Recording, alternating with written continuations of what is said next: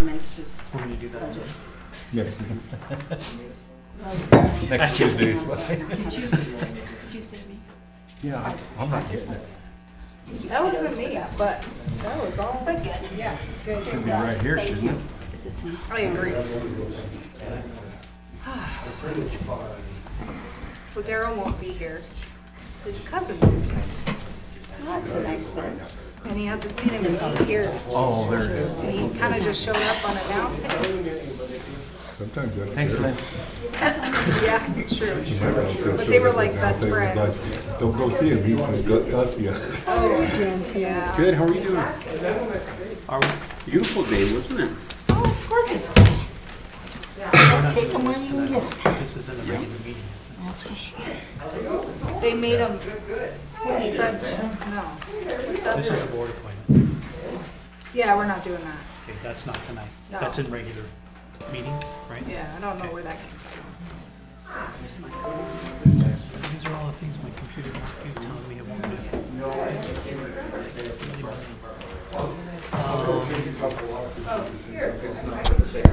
All right, it's 6 o'clock, so we're gonna go ahead and get started, because we have a big agenda ahead of us. Will you please join me in the Pledge of Allegiance? I pledge allegiance to the flag of the United States of America and to the republic for which it stands, one nation, under God, indivisible, with liberty and justice for all. All right, Lynn, when you're ready, can we get roll call? Yes. Madam Mayor Kathleen Wells, Here? Vice Mayor Daryl Garner, Councilmember Derek Elliott, Here. Councilmember Tanya Lumen, Here. Councilmember Terry Pattison, Here. Councilmember Steve Sanger, Here. Councilmember Bruce Seeloff. Here. Thank you. All right. Moving down to the approval of the agenda, do I have a motion? I'm waiting for it to load. Hold on, let me pull it up here real quick. I'll do it. I move to approve the agenda for this evening's meeting as presented. Second. All right, the motion's been made and seconded to approve the agenda. Do I have any discussion? All right, Lynn, when you are ready. Online voting is open. Yay. Thank you.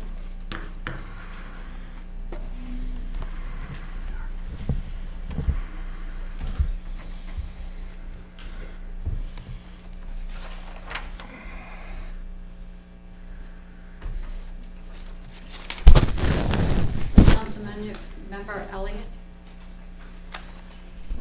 It hasn't loaded on my side, yay. Councilmember Sanger. Joining. Yay. Thank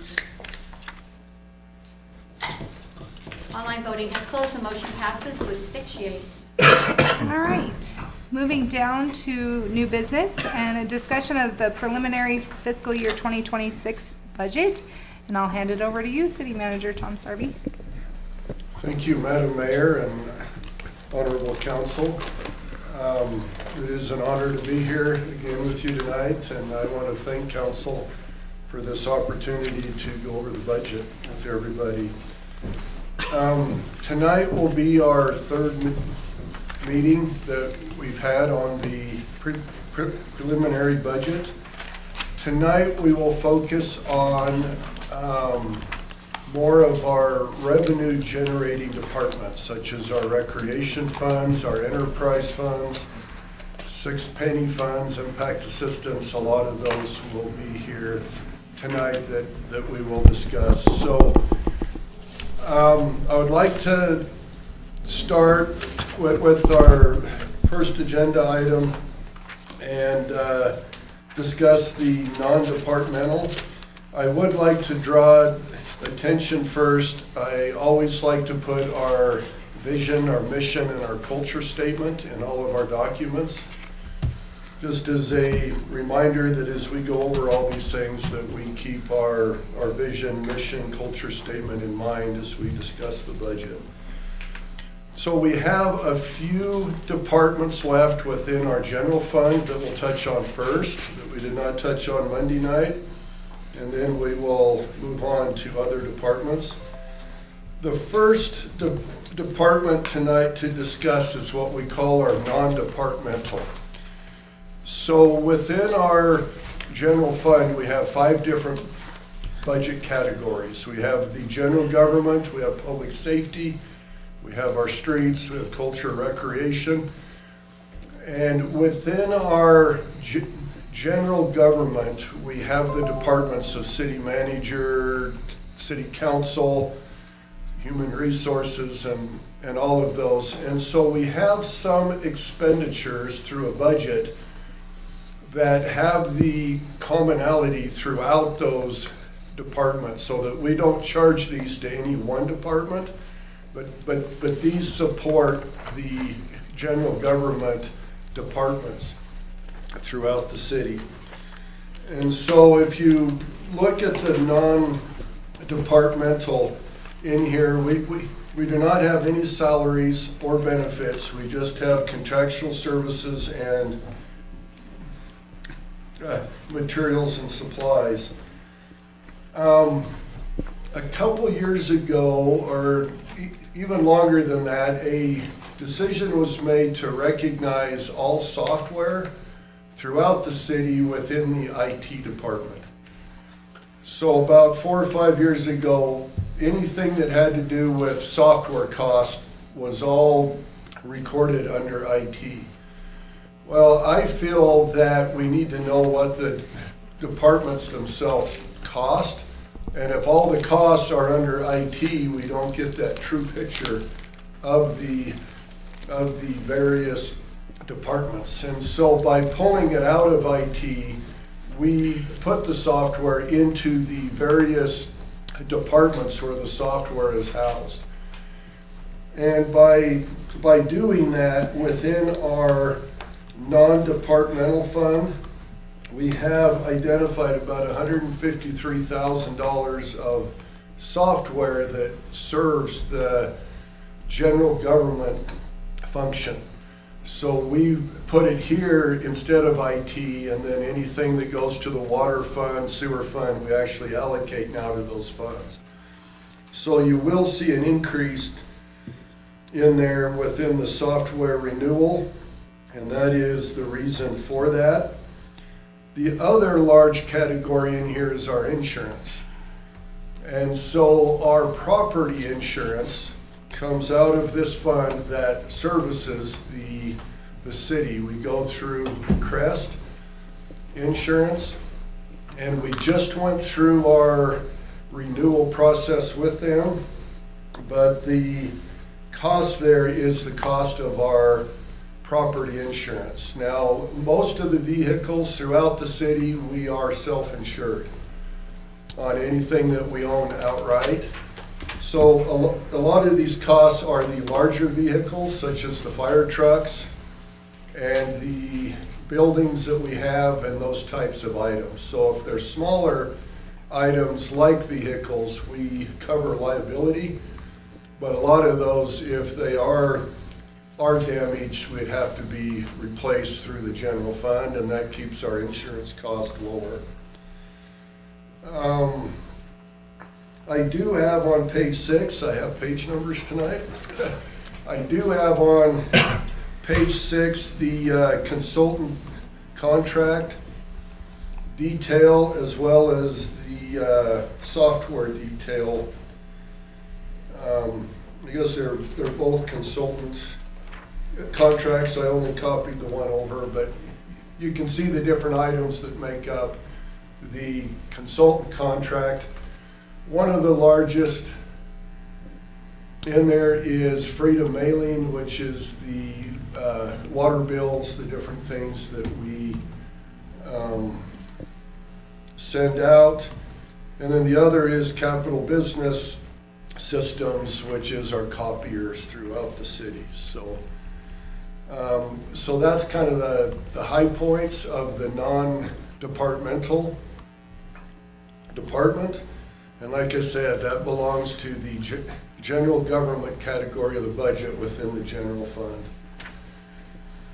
The next on page 7, each year the city allocates certain amounts to the nonprofits that request or that council sees fit to allocate funds to. The ones that are on page 8 are mostly joint power boards that the city is associated with, the airport board, the Old Penn, and the Economic Development Corporation.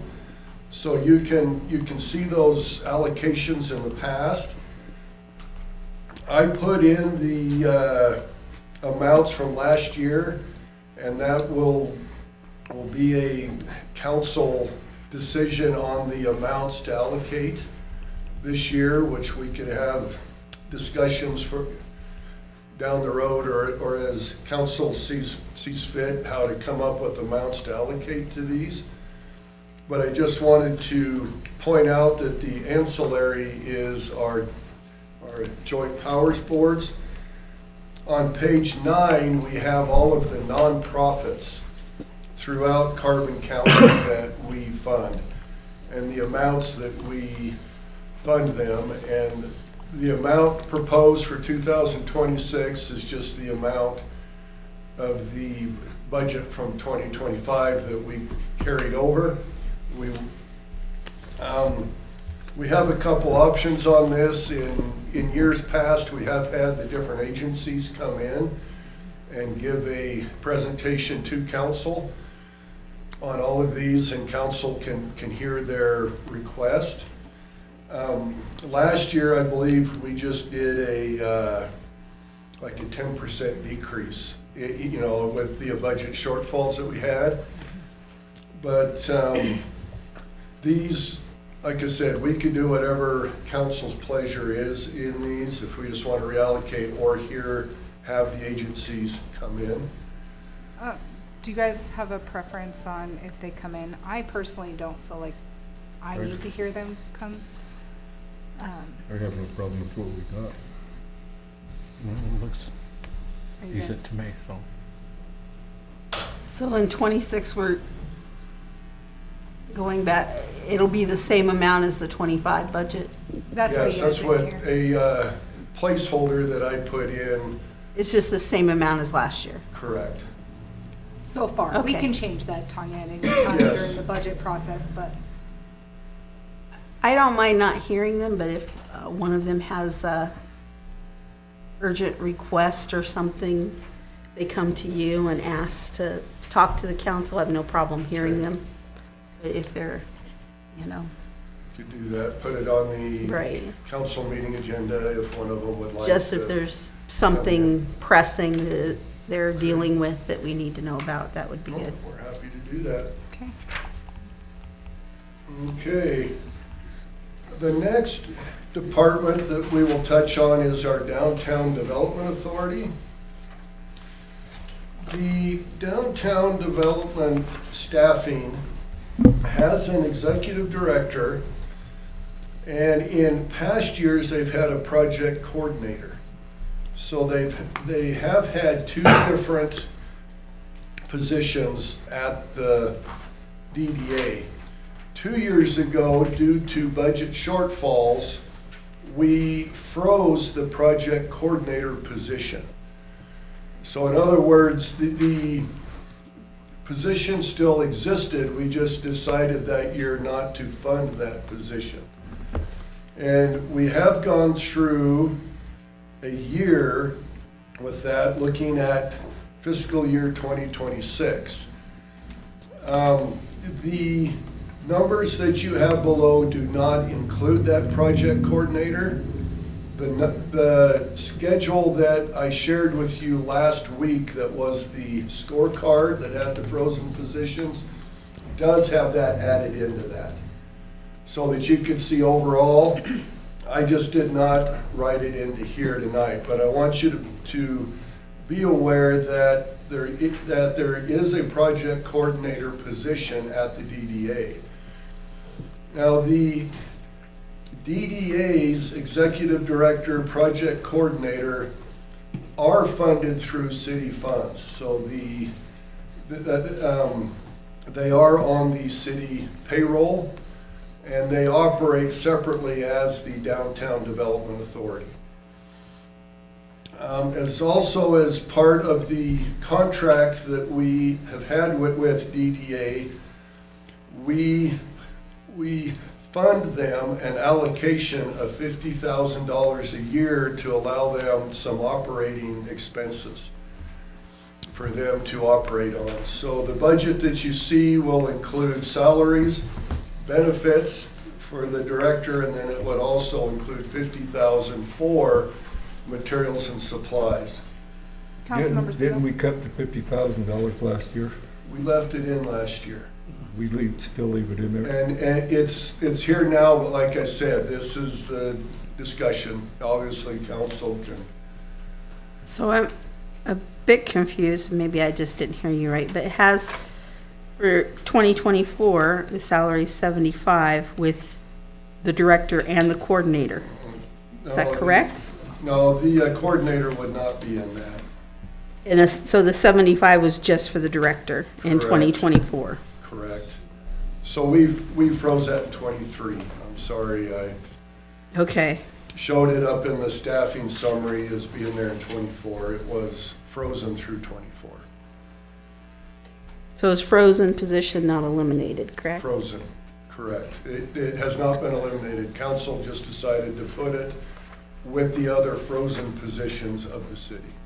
Approximately how much is that position added to the total expenditures? I have that on the other. I believe that the salary level for that was about 40,000, and then we would have benefits on top of that, depending on the enrollment in the health insurance, what category, and those types of things. Okay. All right. Okay, so that is our downtown development, and with that, that wraps up our general fund that we have. So that we've gone over every department now within the general fund. So now we're gonna move outside of the general fund to the other, basically ancillary funds of the city. So on page 13, you will see what we commonly refer to as the sixth penny, which is a specific purpose tax. On page 14, I took the numbers right out of our audit reports so that you could see the financial condition and activity that has happened within the specific purpose fund. So in 2020 is about where it started. In there, we received a little bit, and then you could see each year through taxes and assessments the amounts that we received through those years. Fiscal year 21 was the year of the wind turbines, the wind farms, where we had excelled sales tax. So you can see that the amount we received there is about double what we normally receive. And then the rest of the years, we get about 1.3 million with that. So you can see at the end of fiscal year 24, which would be June of 2024, the fund was holding about $4.8 million of cash reserves. The project in fiscal year 2022, under the expenditures general government, was our work that was performed on Walnut Street, which was approved through the ballot. And since then, we've had some design work on Edinburgh Street that has come through. But at the end of June, there's $4.8 million. On page 15, I have listed for you all of the projects that were on the ballot when the voters approved the 6-penny tax, the specific purpose tax.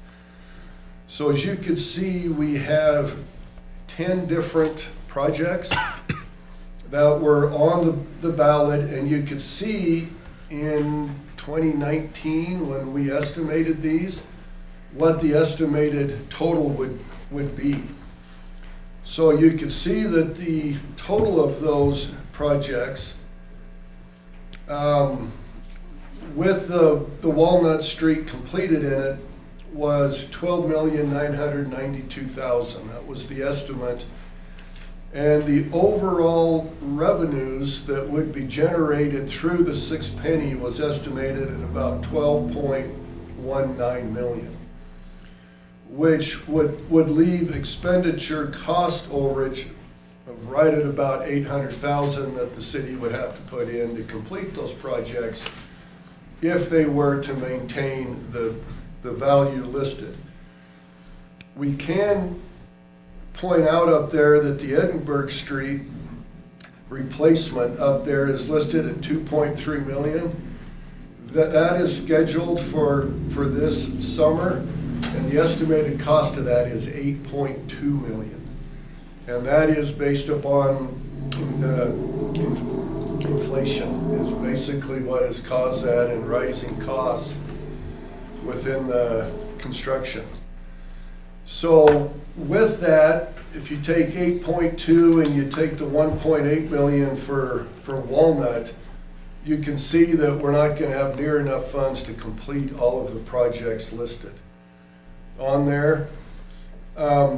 We will be lucky to finish Edinburgh, Walnut, and possibly one other project with the issue with that. So I wanted to point that out on 15.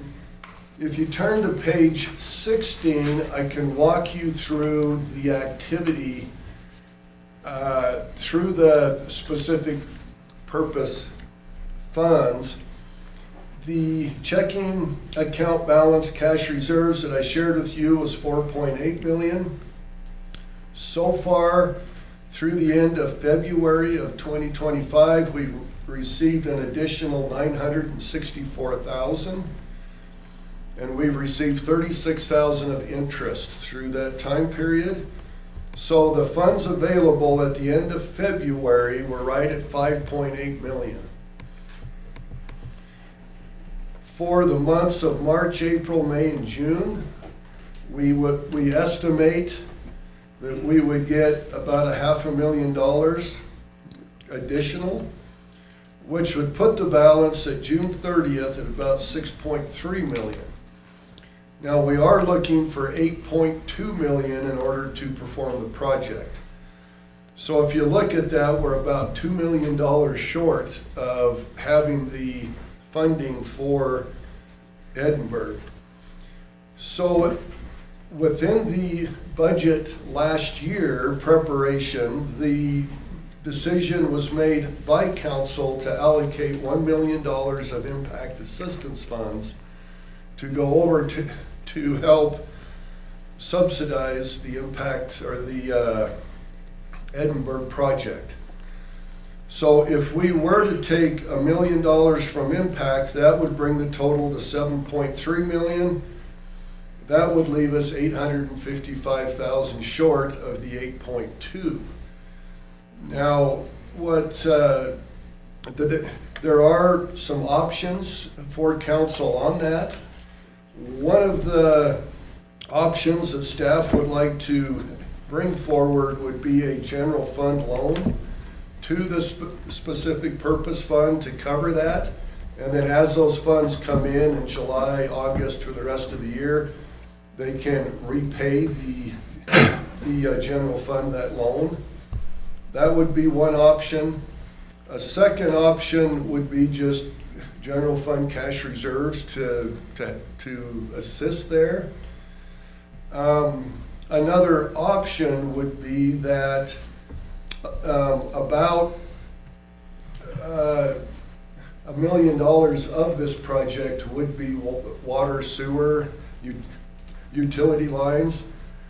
An option would be to have those funds pay for those replacements. Those are just 3 options that we would have. Councilmember Singer? Is there currently money in the water fund Uh, or sewer fund to cover that $1 million? We're gonna hit that in the back. The answer to that currently is yes. But with the projects that we have planned, it will use those cash reserves immediately within those funds. So the ultimate answer, I would say, is it's probably Not really. So is this something that we could hold off on allocating the extra the final shortfall until the job was basically, we're gonna have, you got so much money you hold back on it for a year. Correct. So it's something that we could possibly hold back till next year. Well, Pay it, and we don't know for sure this is what the exact amount's gonna be either. we don't know for sure if it's 8.2. That's the Yeah. current estimate, engineering estimates that we have. One thing is that this project will go throughout the summer. Maybe we'll receive some more impact assistance, or some more 6 penny funds later on, and maybe the overall impact isn't quite that bad by the end of the project. I just think we would need to be prepared at this point if that materializes, so. So we don't need to do anything right now. Correct, This would be a vote later down the road, just to be aware of. correct, But We I feel would. like we all are in agreements that we need this done. yes. We Yes. would within the budget, during the budget amendments, at the last council meeting, we allocated about half of this to be spent within this fiscal year. Yeah. Wherever we end up, the remainder Would be carried. of that will have to be included in the next year's budget. Okay, if you go down to the bottom of that schedule, the total issue of the 6 penny funds is about 12.19 million. The cost of Walnut was roughly 1.8 million. If you take 8.2 million for the cost of Edinburgh and reduce that by $1 million from impact assistance, at the end of the issue, we would have about 3.19 million remaining in 6 penny funds.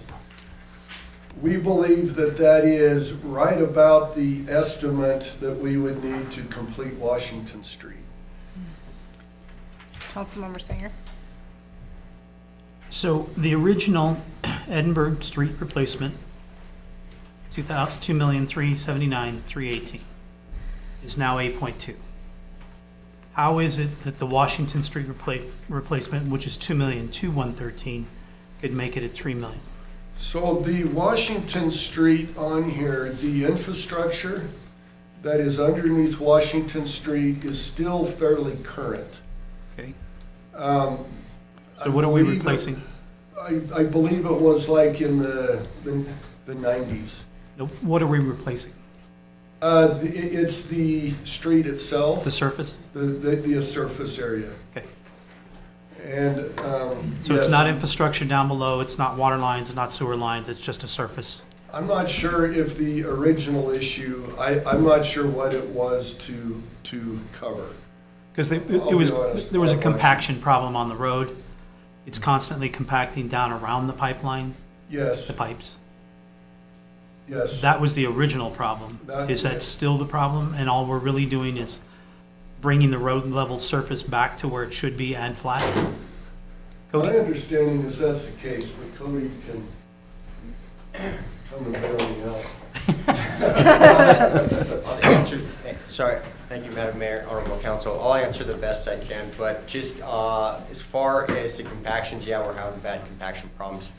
What we would look to do is, in talking with our water superintendent, we did update the water line in Washington Street in the 90s at some point, and it is PVC, which can stay in the ground. We're good there. We'd probably look at the sewer just in case to make sure the sewer line is good. And then it would just be a surface replacement. So we wanted to start looking at numbers of what that would cost and use this remaining. And we were hoping that we could do a large portion, at least from the railroad bridge, you know, into, I believe it's State Street or past that. Not yeah. all the way up? Well, we were gonna see as far as we can go. Okay. But we would really like to try to get that project in with these 6 penny funds as well. Councilmember Newman? We also talked about, I believe, at the last meeting about cemetery and its need to update. And the top project on this was the raw water line to Rawlins Cemetery, so it would use potable water, not the drinkable water. And it has an estimate of 1 million. What would that estimate be now? When we started looking at that project, we were looking at just water in the cemetery, which we thought that at that point, if we're gonna run a water line through town, we should be looking at other parks as well. That water line grew to about an 8-inch main to the cemetery so that we could future branch off to that, and it turned into a $5 million project really fast. And that wasn't even supplying water, that was just to get a pipeline to the cemetery and not even tying it. So that kind of went really expensive really fast on looking to the future on that. Is this looking at going with the water line through Washington Street to the cemetery? Were you guys looking at that option to go that way? Would we still want to? Because you're gonna have that street tore up anyway. I mean, basically through there, and supposedly they got already bored under the railroad and everything that, I mean, and we'd have to go under the highway. I mean, I'm just looking expensive, because you can turn there on State or the next one over, and you could go down and you could catch the Glen Edition and supply them with raw water instead of fresh water, which would help them out. Plus, you could go over the hill to the cemetery and drop down Bailey or one of them down to the baseball fields and all that down there. So, I mean, we don't have to do it all at once. I mean, if we look at part of it, but all I'm after is if we're going to tear up Washington Street, if we're thinking about doing that way, it'd be the time to put the line down through there. Correct, and we can actually look into what those costs would be. We could have it all surveyed and marked and have the pipe in the ground for future if we ever did bring it in over from the other side of I-80 from their booster station. We can absolutely look at that option. And that was the plan when we started looking at this. We had a theoretical drawing for way into the future project every 3 or 4 years to get to certain parks, and that was exactly what we were thinking.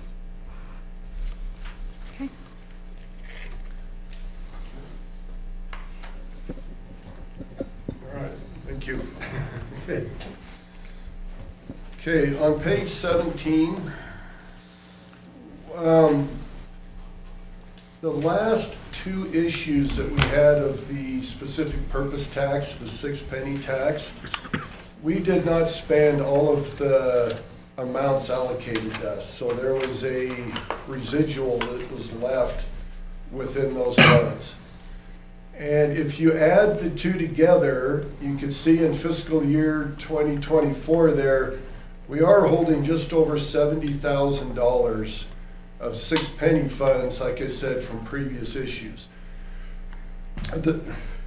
Those funds would need to be restricted to the projects that were on the ballot at that time, which we will research and make sure that those are expended properly.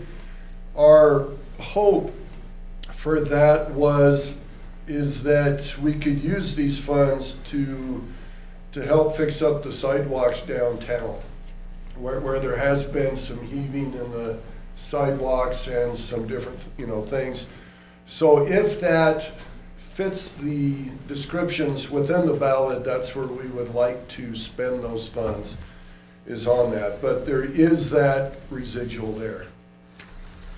Okay, is there any other questions you'd have on the specific purpose fund? Councilmember Singer?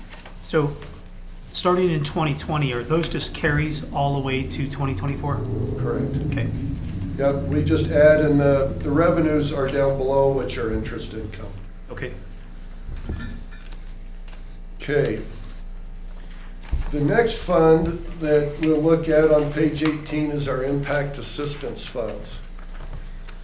As As council knows, the Wyoming current law provides impact assistance payments to cities, counties, and everything for construction projects that are happening within the regional area. So historically, over the last few years, the city has received impact assistance funds as a result of the Choke Cherry project, the Sierra Madre, and all of those different projects that are ongoing. And the intent of these funds is to help the community to adjust to the impact of those projects occurring within the community. So usually these funds are expended on public safety, on fire, police, on our streets, and on those types of funds. The Choke Cherry funds are able to be allocated to infrastructure, where the other ones are not. They are essentially general fund type expenditures that they go, but Choke Cherry was one that can be spent on infrastructure that we have. So if you go to page 20, this is the budget that we have for this next year that we would propose to council. Now, the revenues in here are just estimated based off of amounts we've received in '25. There are potential. It does exist if these projects take off and there's a lot of sales tax paid that we would receive increased amounts of impact assistance. And if the projects do not materialize, we might not receive any impact assistance funds. So it's based upon the sales tax off of these projects. And so we estimated the revenue at the amounts received in fiscal year 2025. We just allocated that. Under the expenditures, Choke Cherry has $2.3 million that we have as estimated expenditures for Choke Cherry. What that consists of is $1 million to Edinburgh through the 6 penny. We just talked about impact assistance funding that. Historically, we had applied for a grant, an ARPA grant, and we had pledged as a match right at $1 million for the Sage Creek Springs design construction on that grant. But the state retracted that grant.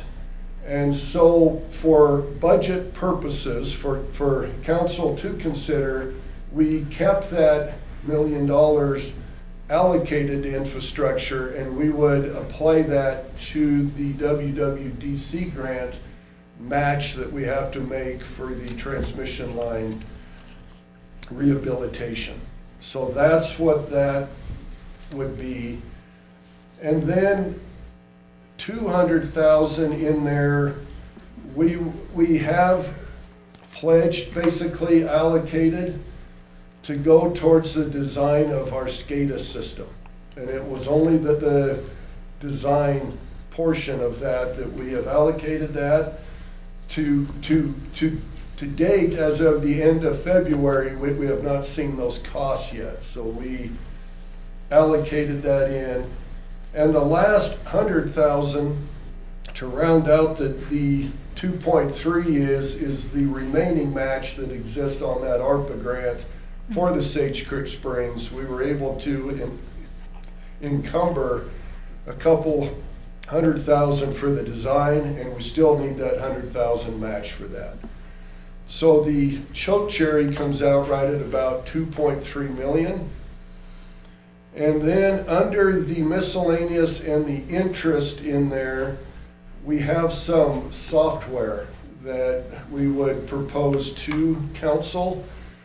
We feel that to modernize operations throughout the city, it is the time for us to start purchasing software and automating a lot of our procedures.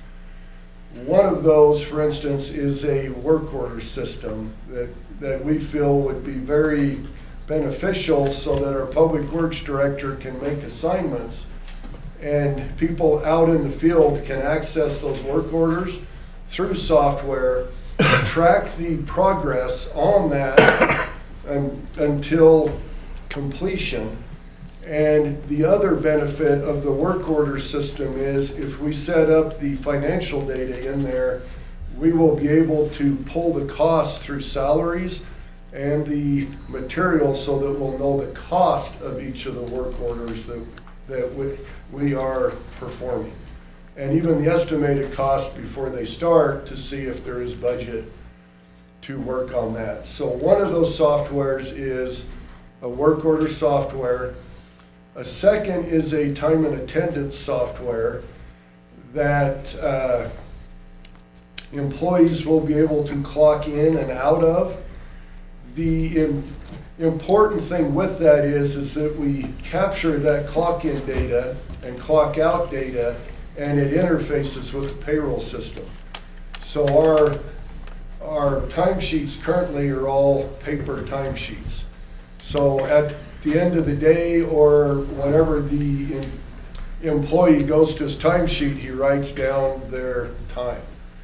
And we feel that capturing that on a daily basis would be beneficial to see who's at work, who isn't at work, are they tracking their time properly, and all those things. And there's also an interface between the time and attendance software and the payroll general ledger software, which would stop the hand entry of 120 timesheets by our payroll assistant finance director, to where we can review the data and upload it directly into the system.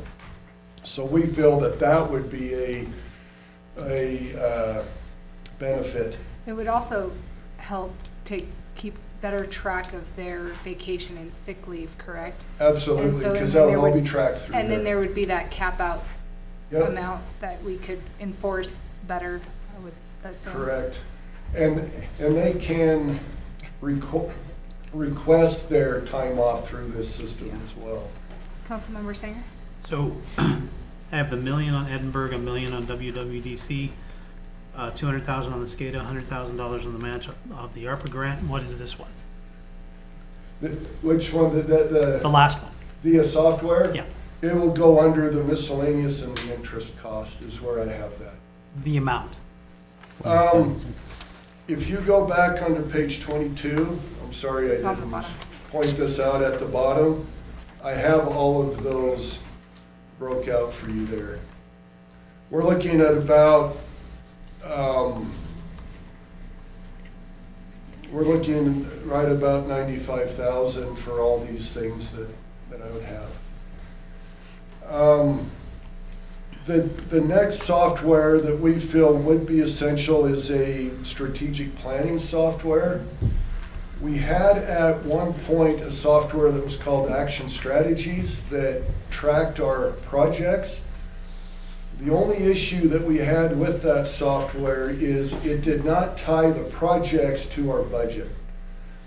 And so we could go in and say we were 15% complete on this, but we would really like to put the budgets that they have for these different things and track those projects and give council access to see what this strategic planning and what is happening there. We just lacked the financial component in the action strategies. And so the one that we are looking at now has that financial component within it that would help us track it and tie it to our budgets.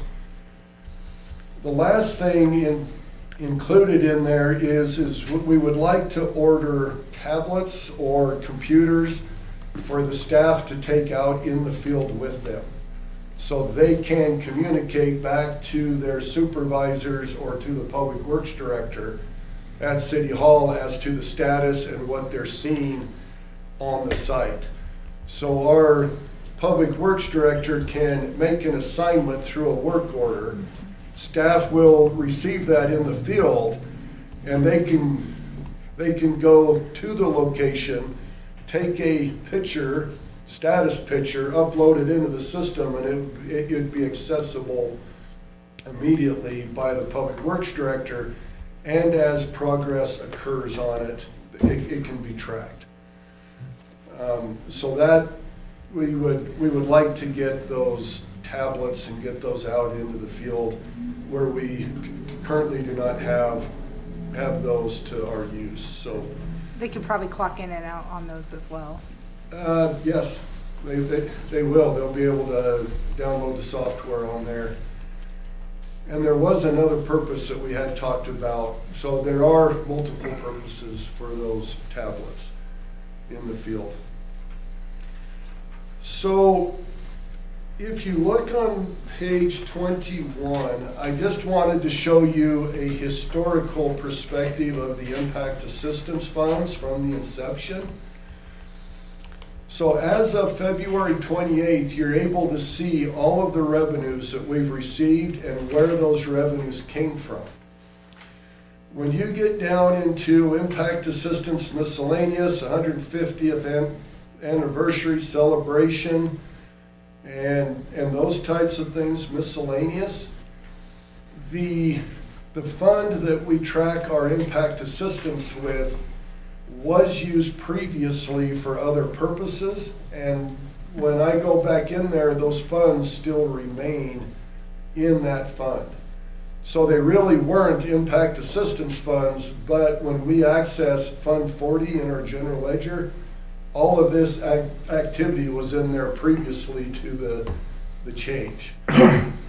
And so what we do with those would definitely be council's pleasure with those.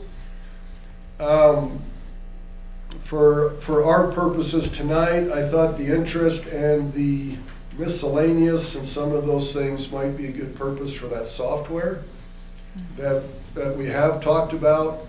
So that's in the impact assistance funds, but it's really not used with impact assistance received from the different sources that we have. Expenditures are below. The net cash that we're currently holding in the impact assistance right now is $3,070,000. That is the reconciled balance.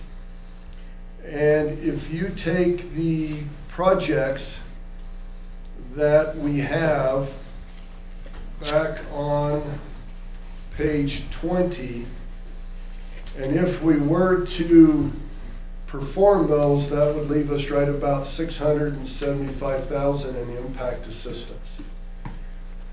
That would be unallocated at that point. A couple of the thoughts on that would be the fire engine at the fire department. We could make the down payment out of impact assistance funds. That would be one of the potential uses for that.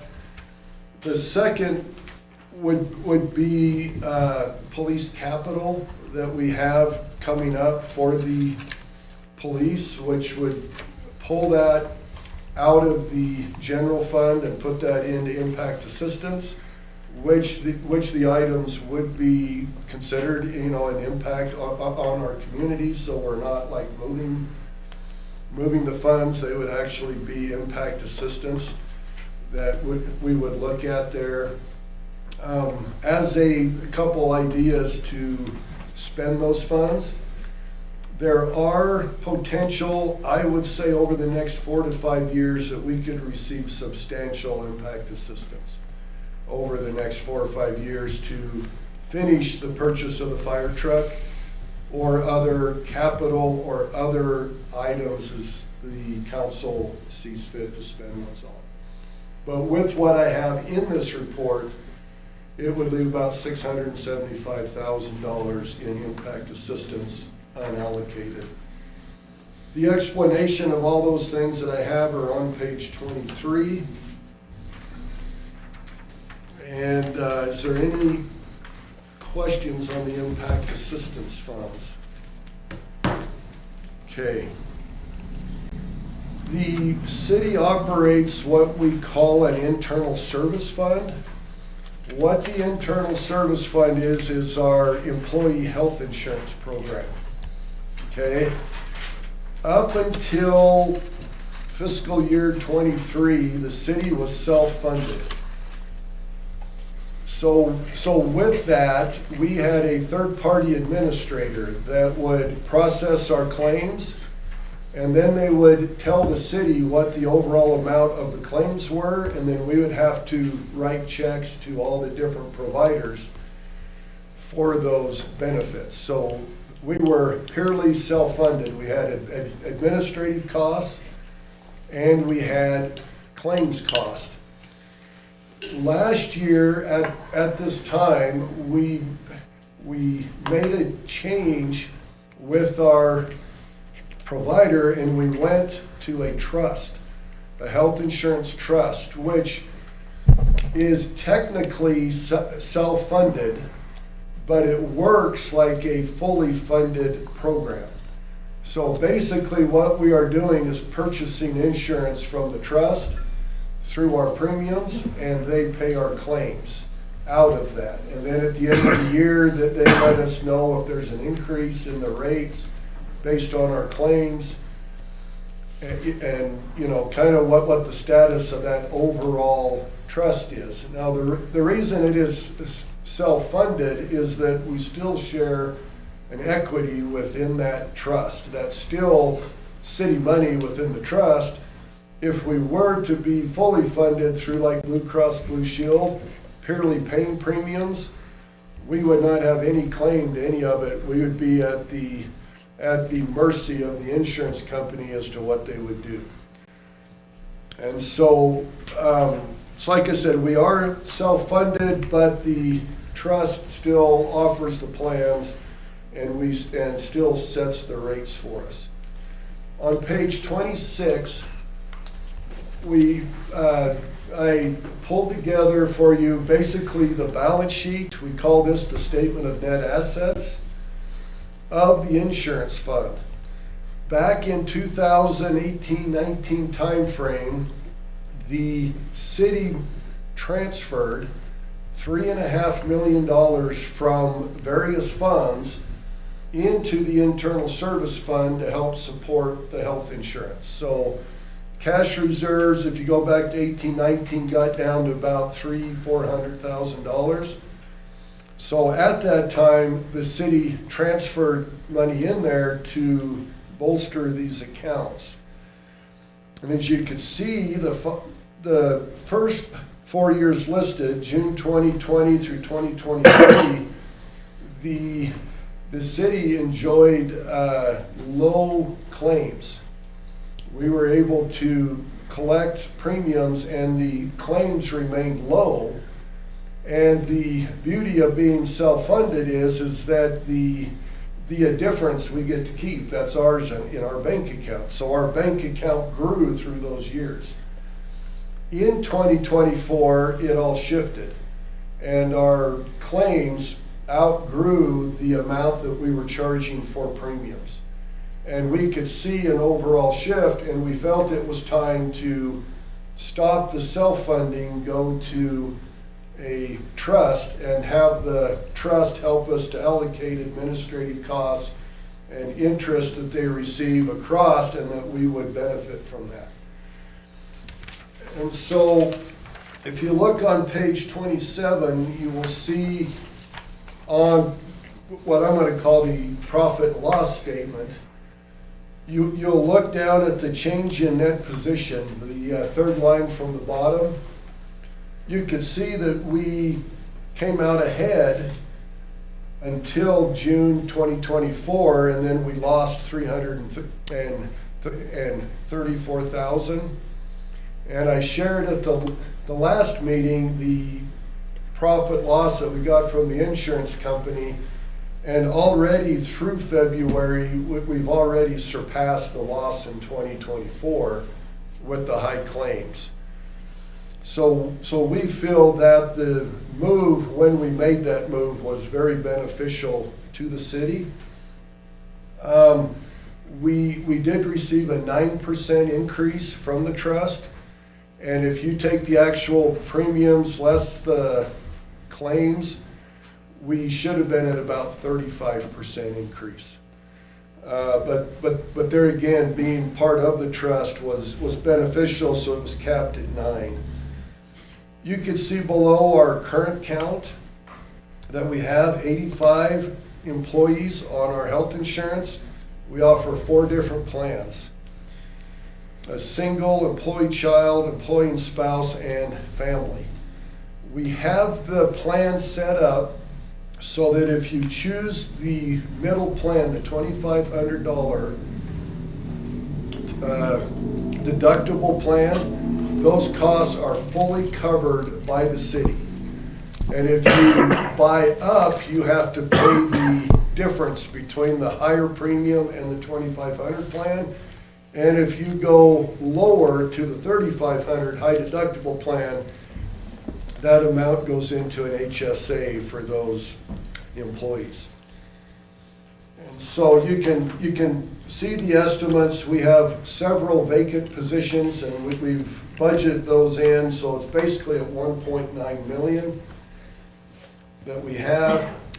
On page 28, budget-wise, you will see that the number of the net loss in fiscal year 2026 is 174,000. The reason we are recognizing that loss is that is the 9% increase that we received, and we want to subsidize that to the general fund out of the impact assistance fund.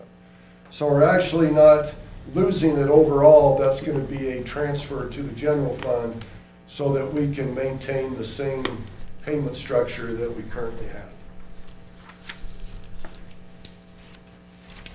Any other questions on the insurance fund? Okay, now we're going to get into the recreation funds. The recreation funds are included within our general fund for audit purposes. We track these in a separate fund, okay, on our general ledger so that we could see the revenues and the expenditures and all those different things that happen within these funds. So within the recreation department, we have 5 different departments.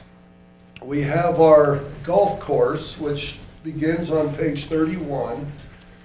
And what the golf course department covers is essentially the maintenance at the golf course. So it is maintaining the course.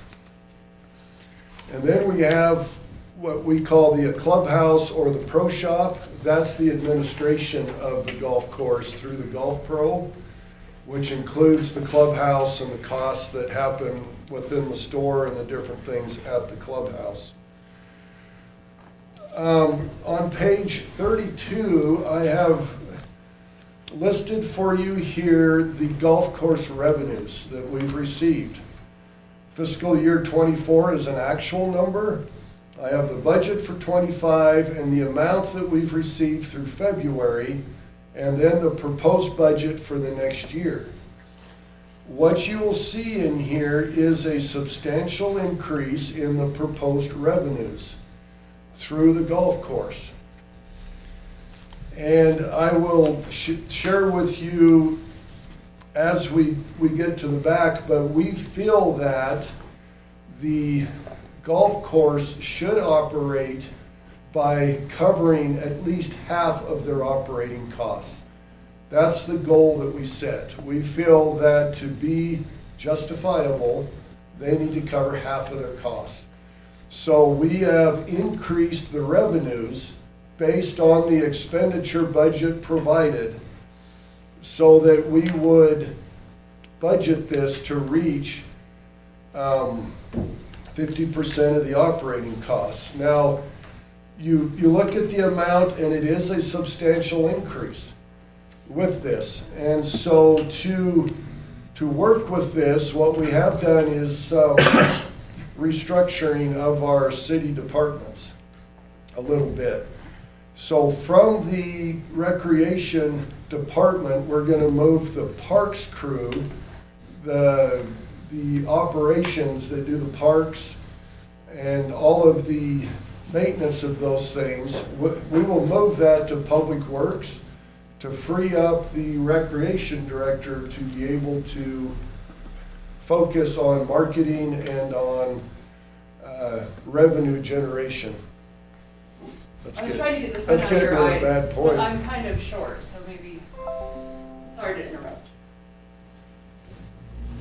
But anyway, you will see about a 24% increase in the budgeted revenue within the golf course.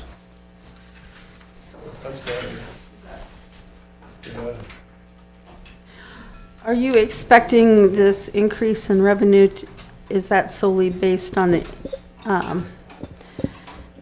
increase that we made in rates, or are the other things that you're considering on that? We feel that there's a lot that has to go into this. I feel from my standpoint that we haven't really marketed the golf course as well as what we can. I think we can market it better, you know, to get more participation, more people onto the courses. And that will take a marketing plan, which would include target markets and strategies within those target markets that, you know, that we have. So we are looking at like membership drives, you know, all the different things that we need to do, breaking down the population to see who we should market. We feel that a deeper dive into that will produce more people at the course, if that makes sense. You can see on page 34 all of the maintenance costs that we have. We do operate the maintenance department with a golf superintendent, with an assistant superintendent, and then we have an equipment manager, which is split between the parks and the golf, that works on the carts and those things. And then you'll see on page 34, we do have a temporary budget of $41,000, which is summer help, to help with the mowing and those types of things that occur with the maintenance. And then you can essentially see the rest of the costs down through there. We do have 3 different capital requests from the golf course. One of those is we lease our carts. So the capital includes $30,000 for that lease payment on the carts each year, $50,000 for a service truck, and $10,000 for a plow for a vehicle to move snow in the wintertime. But you can, I'm just curious, the service truck, what do we need a brand new service truck at the golf course for? I'm just asking Well, questions. the ones that are out there currently date back to the 1990s. And so the ones that are being used are well past the end of life, the ones that we have. Now, that doesn't mean that we can't transfer vehicles between departments. We Yeah. could, Yeah, we could definitely do that, and we have done that. yeah, we pick some of the used ones from the other departments that Yes. where they need a good new pickup and take it out there. And move those And over. and snow, are we open in the winter? How much snow removal do they need snowplow for? The parks crew out there helps with snow removal throughout the city. They are called upon to help in times of need, to actually come and it used to be, if I recall, the parks crew would do like the police department, the city hall, they would kind of do those, while the streets crew focused on the main arteries through town.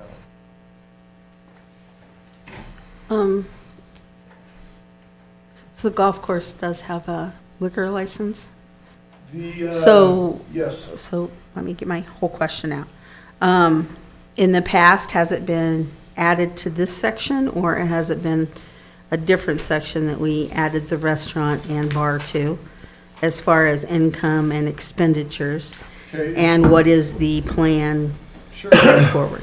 If you turn to page 37, all of the stuff within the pro shop there, the clubhouse, is gonna be recorded under the clubhouse department. So on page 37, the last line under materials and supplies is $500. That's the cost of the liquor license. Now, when we contract that out to an outside contractor like we had, okay, all of those revenues and operating expenditures are, belong to that contractor. Okay, so we're not gonna show the purchase of food or the revenues there if we have a contractor in there doing that. What we would show in the general fund revenues would be the rental income of the restaurant. That would show up there. Okay, but all the sales tax, all the stuff that would occur would belong to that contractor.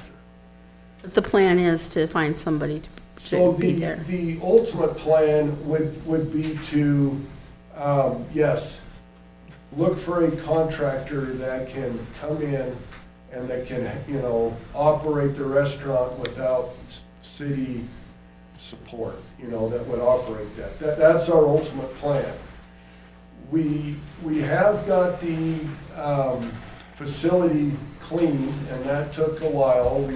We almost have it clean. What we will do very soon is we will put out what we'll call an RFQP, which would be a request for business plans for anybody interested in offering that. And what Nikki and I will do is look at the provisions that we would want in that contract as far as rental income that we expect, all the contract components, and we would advertise it at that point so that they would know what we're looking for rental income on that and different things, so that it's more fair to everybody that wants to apply, you know, or send in their business plans. And we would start off the rental income a little bit lower, and each year we would build it up to allow the contractor to become settled within that. So that is our plan. We are looking if we can earlier into alcohol sales, and that would have to come through the city. We would have to purchase that, sell that, come up with a system for that. And if we offer snack foods or some type of a light meal or something, that would have to come through employment through the city. We would have to hire people to operate that at this time until a contractor's found. I know in the past, they also talked about maybe offering a space for a food truck or something, so I don't like us getting into the food business at all, but Yeah, as far as us taking care of that, but that's definitely an option. I think we have a good opportunity with the golf course this year, with Sinclair's golf course being closed this year. Yeah, I think that would be So- a benefit for people. And we did work on our rates a little bit and offered a 1-month membership, but we're hoping that all of that comes to pass and improves our financial performance. But like I said, our focus, we feel, has to be on revenue generation. We just have to do that, because when you only cover 25% of your operating costs, it's kind of hard to justify your existence. Anything you'd like to add to the golf or the pro shop? Yes, sorry. Good evening, Honorable Mayor and Council. I just want to briefly touch base on the capital items, mainly the question about the snowplow and being open in the winter. A major benefit to that restaurant at the golf course and for the community, the plow specifically, the maintenance crew does keep up on the snow for the parking lot, which is big for that restaurant in the wintertime. The vehicles currently, the one that fits the plow that we have right now, it actually stalls out about every 10 minutes. So that's where that request comes from. But there is that opportunity to maybe switch out some. We'd have to fit the plow to the specific truck so that they kind of go hand in hand. I just wanted to add that little bit in there because it's huge for the restaurant to have that business or that benefit. They do also plow the walking paths in the wintertime. So just a little insight. Under the clubhouse, I just wanted to show staffing wise, we have just one golf professional that oversees that. And if you look at the detail budget on page 37, you'll see that he has $30,000 to hire temporary help with, which he uses to run the store, the pro shop, and those types of things. Also included in the capital for the clubhouse is some repairs to the restaurant that we feel need to be made in order to keep the restaurant in good working condition. It's just over time, some things age out, and in order to operate it, we would be looking at some repairs and some equipment things in there. So How much of those items are due to age and wear and tear, and how much was damaged by the previous? I believe all of it was wear and tear. All of it wear and tear, just Yeah, getting old? I wouldn't say it all was. Councilmember Sanger. The pro shop is owned by the city? Correct. The city's a non-taxable entity? Not the sales of retail, that's sales Okay, tax. so we're operating kind of split here then. We're not operating as a city-owned item? It is a city-owned item, but on retail sales like that, we have to pay sales tax like everyone else. Okay. Yeah. Okay, anything else golf course related? Anything else you want to add to the golf course? Okay.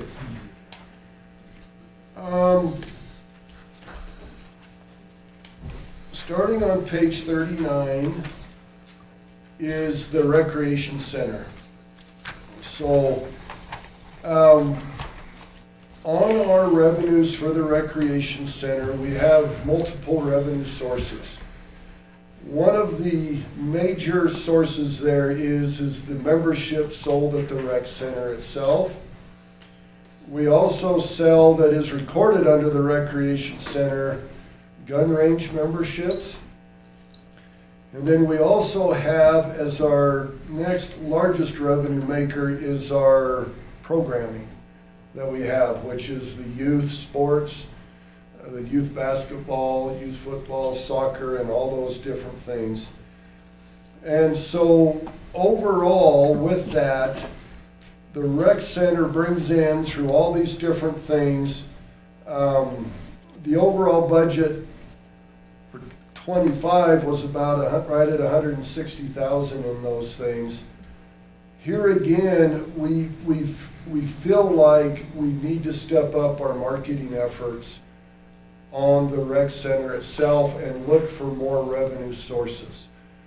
Now, I'm not saying that that really hasn't been done in the past, but what I am saying is we need to step up our efforts. We can do better than what we are. I don't think there should be any criticism to the past, but we can do better at what we do.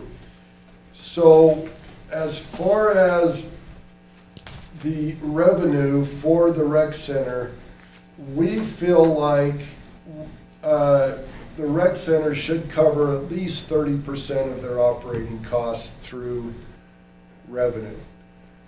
if we were privatized, that would definitely be up somewhere around 70 to 75% covering.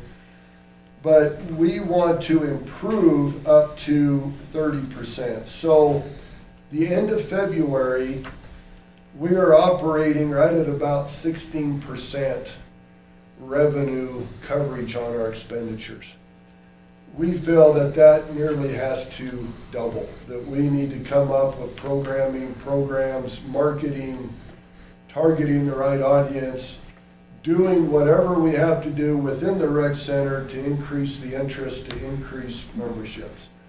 We feel that that is just essential at this time.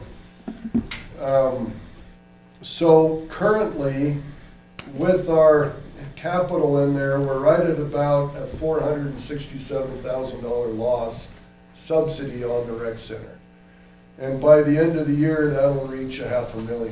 We feel like we have to cut that down. Like, we really have to focus and put out expectations and really step up our game with that. So the rec center itself currently operates on 5 3/4 positions. That's how many full-time employees we operate at the rec center. We have a director, we have a programmer there that runs the youth sports and the programming. We have a front desk supervisor. We have 2 recreation assistants that basically runs the front desk. And then we have a 3/4 position that is a child care provider that is used for people accessing the rec center. Previously to this, in 2024, we had 2 other positions at the rec center that we essentially eliminated from there. We did not come to council to officially eliminate those, we just did not fill them. One of those is a recreation superintendent, and we had, at that point, 2 programmers that would program the youth sports and things. And what we have noticed is, even though we're working our recreation director to death with programming, what we have found is revenue-wise, we have not lost any revenue basically because of the second position. So we feel that we've reached the spot to where we should be with that. So overall, that's the staffing at the rec center. You can see their operating costs on page 41 in there. Pretty standard for a recreation center. You will see $20,000 budget for music in the park, and that is to contract the bands and the different entertainment for music in the park that will start here probably the end of June, runs through the month of July. In there, what was the 51,000? Oh, the 51,000 in new capital was repairs to the floors, batting cage nets at the batting cage across from the rec center, and there was one more thing. Remember the third? Is this the last year that those floors have to be? I know it was like a 3-year thing, wasn't it? The suggestion is to do it for 3 years and then continue on every other year as needed. Okay.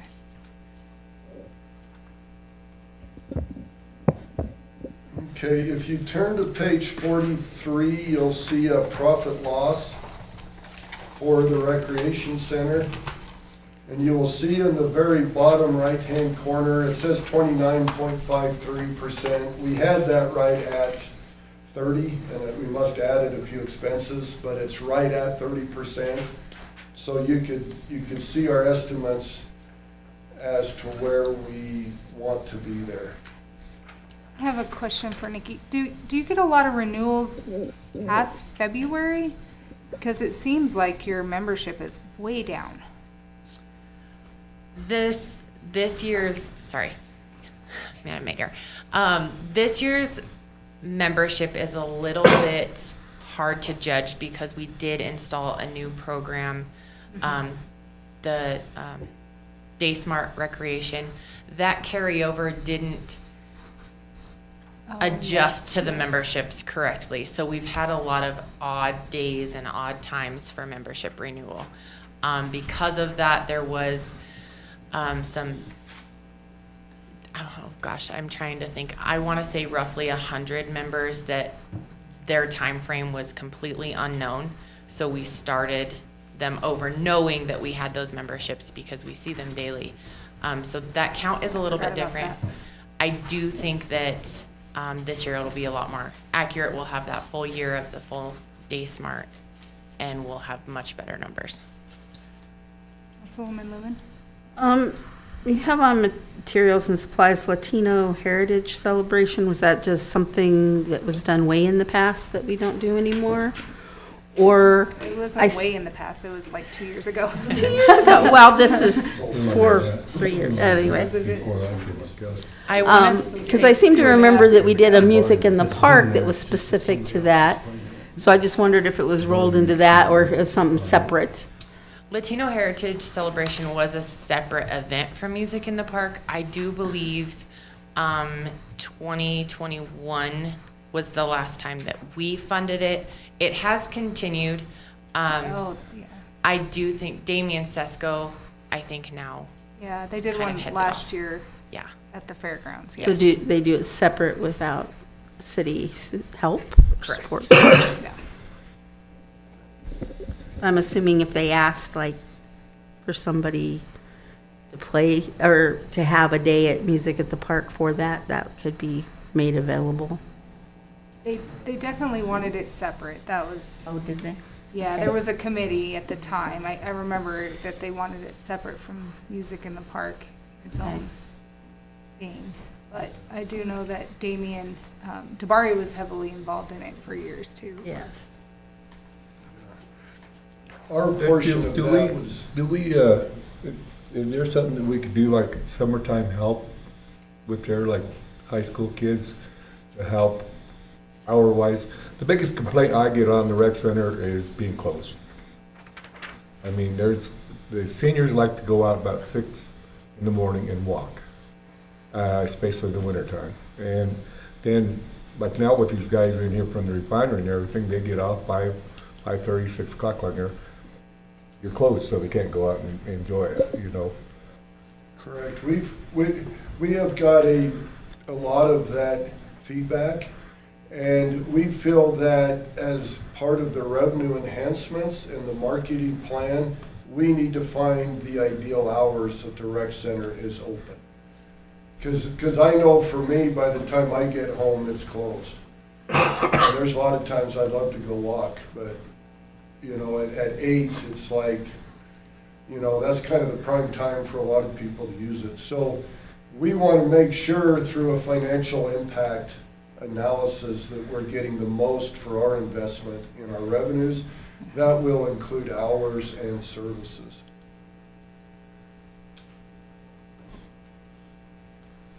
Okay. And a appendage, if you would, of the rec center is our shooting range. We have 2 different shooting ranges. We have an indoor and an outdoor shooting range. The indoor range is located at the recreation center itself. And then we have the outdoor. We operate the shooting range currently with half of a position. Okay, so it's part-time.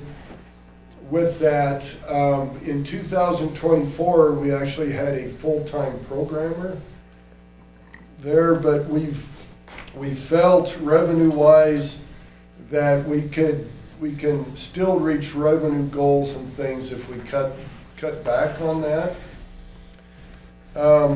You will see our budget for next year is almost identical with the one in 2025 for the shooting range. We do have an amount on page 45, we do have some temporary labor budgeted for the summer months to have an assistant out there part-time during the summer months to assist with the shooting range for the tournaments or just the open hours that we have. On page 46, you will see that we set the revenue margin in the very bottom right-hand corner. We set the revenue margin for this next year at 35%. So we expect revenues to cover 35% of the operating costs. And if you look up at the revenues, that is an increase of almost $4,000 in there, which is a substantial increase percentage-wise. But here again, we have a lot of wonderful amenities in our community that we offer. They really need to support themselves. It isn't just something that the city can afford just to kind of operate it at will when people come. We really need to market. Anything you want to add on those? Any other questions, rec center or shooting? So I assume that as we go through, we'll get updates as far as if we're meeting that 35% goal, so yes. the budget, Yes. and either make the decision to, Yep. you know, Yeah, what we need we'll to do just look, to make it look at the balanced. data, see what it tells us, and we will adjust accordingly. The last thing, while I have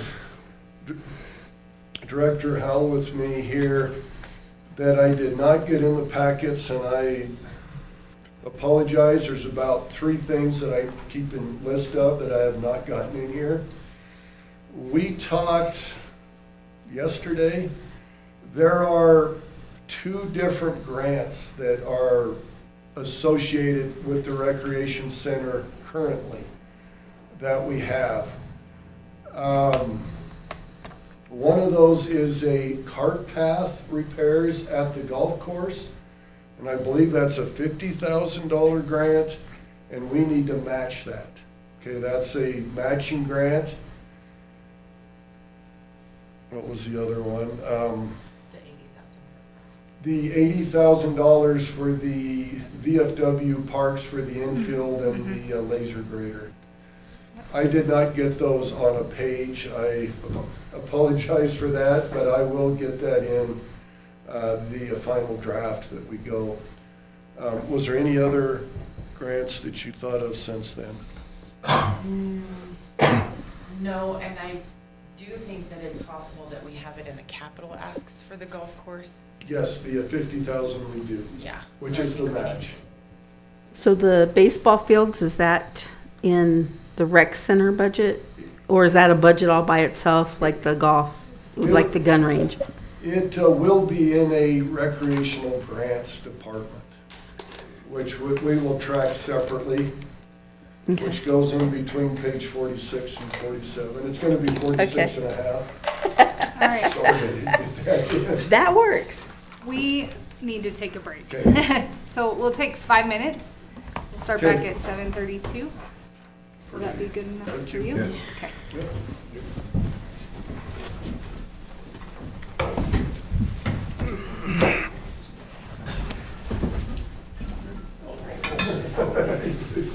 Is it all right? I haven't seen you yet. Bruce and his trailer.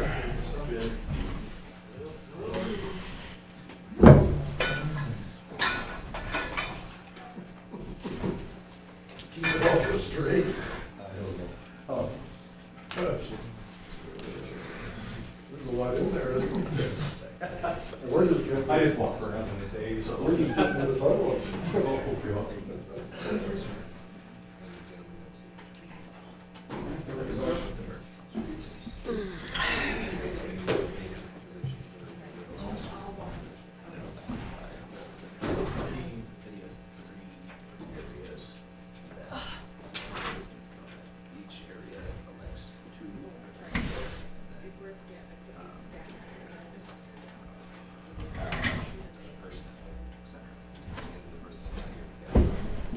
Yes.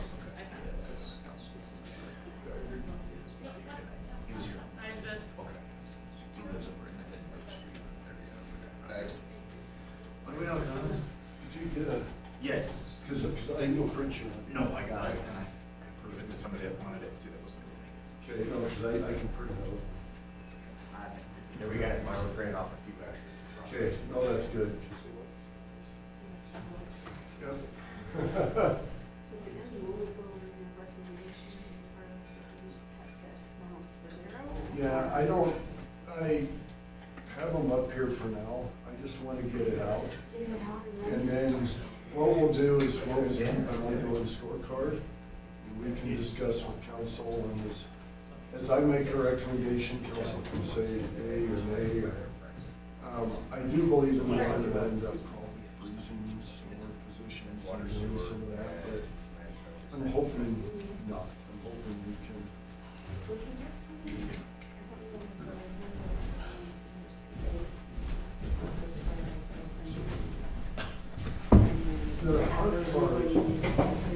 The hard part with the volunteer is like, So our buddy Wynn was trying to get public support to come back operating facilities, but.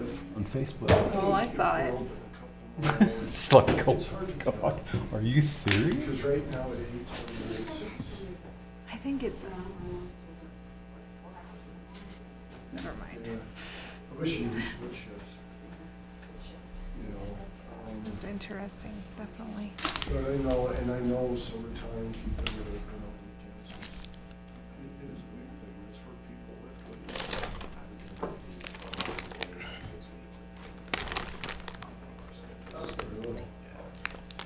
See, that makes. Cool.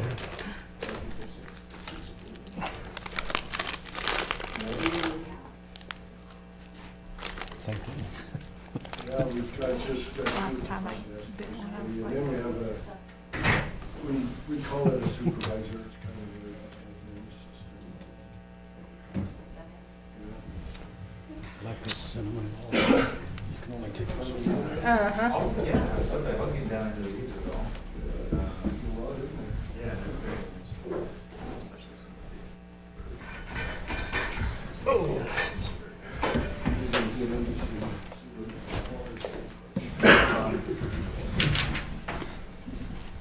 How's that puppy doing? She is crazy. We went from she's adorable to She is she's adorable, crazy. but she's Pretty little crazy. puppy. Damn. It's starting to grow up now, it's becoming Oh, just like kids, She's- they're cute until they she's- grow up. When is that, 3, 4? she's the T-Rex raptor stage. What can I destroy today? Anything within my reach. Still got all your shoes? Yes, I, If you ain't setting your watch, Knock on be wood. hanging on. yeah. Yep, yep. I had to bring them in the house while I was doing an interview yesterday because I had the Schmidt collector coming. I didn't want him out with the dogs, you know, cleaning up the Schmidt. Yeah. And, You don't want him to have to pull them around. yeah. So I had them all in my office with me while I'm interviewing somebody. And she's That must chewing on my toes. It was terrible. And that's what we can say that maybe that's. They do have where you can just, hide your face. Of course, in the interview, that might Yeah, not be appropriate. they can't really but- do that during an interview. All right, it's 7:32. Let's get back at it, and we will turn it over to City Manager Sarvey and Chief Mike Ward. Thank you, Madam Mayor and Council. The next 4 departments that we want to discuss with you now are under the direction of our police chief, Chief Ward. These are the ones that he oversees. The first one is police administration. This is where the police officers, for budget purposes, are housed and tracked. Looking up at the staffing summary, this department operates with 19 sworn officers and 1 administrative secretary, so for a grand total of 20. In years past, the last 2 years, with the budget shortfalls that we've experienced, we have frozen 3 different police officer positions. The reason that they were froze is that we have been multiple staff behind or vacant positions. And it was easier just to essentially freeze the police with the odds of them getting fully staffed within the year probably weren't very high. And so we've frozen those. For our purposes tonight, within the budget, I have included those 3 frozen positions back into the budget. So what you are seeing now will include the full 20 FTEs in there, and it also includes the salary expenditure increases for salaries that council approved within the last month for the 86-hour rule has been lifted, if you will. Those costs are in there, plus the increase for the salaries and wages. So you will see that the overall increase in the salaries and wages there is 18.57%. The reason that it's so high is not just salary increases, it is the addition of those 3 frozen positions. If we get to the point towards the end of the budget process, council can look as a possibility again of frozen positions, but we wanted to show the picture as if those are not frozen in there. Just a curious question, have you got applications for these positions? Have we got all the other positions filled and applications for these new other ones? So the 19 sworn positions include 1 chief, 3 lieutenants, 4 sergeants, which are all full, and 11 officers. Until recently, we only had 3 officers. When I came here almost 4 years ago, our staffing was at a critically low level, and then it kept getting worse. We have hired another officer who just began with us about a month ago. His training will probably take us into the winter time before he gets cut loose. And then in terms of other applicants, we do have applicants coming in. We have a lateral from another state who has been communicating with us for some time, and we've offered a position to that person. And then we do have a trickle of applications that do come in. In policing, obviously, well, in any position, you want as many applicants as possible to pick the best person for the job. So while we do have a trickle coming in, the washout rate of those applicants is usually eliminates those applicants. I'd like to take the opportunity to thank you for your support in stopping the 86-hour rule and increasing our starting salary, and for the work that you did a few weeks ago for the employees across the board. I think it's too early for that to have an effect just yet, but we're hopeful that the raising of the starting salary into a competitive range will in fact increase our applications. And I'll keep you updated as that goes. I can tell you that when it comes to recruitment, hiring, and retaining police, well, the first 2 mostly, it's a very slow process due to the lengthy application, hiring, and then training. Thank you.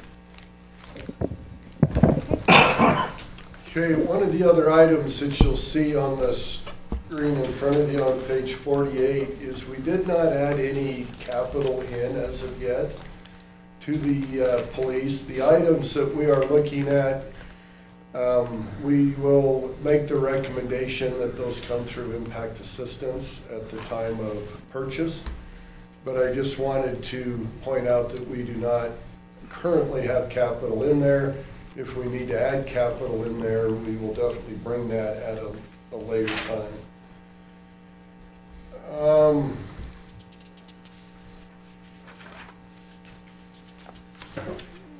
Is there anything else about the police department budget itself, administration, that you'd like to? No. Okay, is there any questions from council on any further with the police? The canine unit, you have an increase in that. Is there a reason for that? Yes, ma'am. We have 2 canine positions. In Rawlins, our canines are strictly narcotics detection. We don't have patrol dogs that track or bite or anything like that. You know, because of our location on I-80 and then the traffic that gets off and goes up 287, Rawlins is a pretty significant hub for narcotics traveling from the southwest and the west into the Midwest, Chicago, Minneapolis areas. So historically, we have had 2 canines and 2 canine handlers. We were down to no dogs until recently, and we were able to acquire a dog, and we have that dog in training. Like police officers that are humans, canine officers require lots of certification, many, many hours of training, so that they can actually do the job, but then what they do can be testified about in court. It's slightly up this year because we have to acquire the second dog and put that dog through training. Also, the urban deer management, I guess I didn't realize that came out of the police fund. It was placed under the police prior to my being here. 2 years ago, we actually cut $100,000 out of the police budget, and that program was kind of in limbo, so that was $15,000 that we cut out at that time.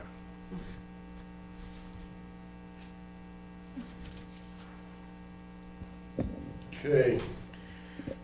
In prior years, included in the police administration department has been our victims advocate program. We've just always tracked that with the police. For fiscal year 26, we propose that we break that out into its own department with its own budgets for supplies and those things, make it easier to track. Our victims advocate program currently operates with 2.5 staff.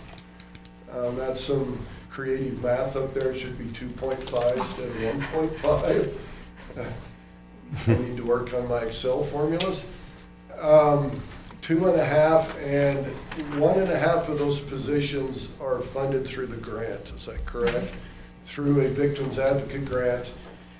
The grant actually comes from 2 sources. One is a state source and one is a federal source on those.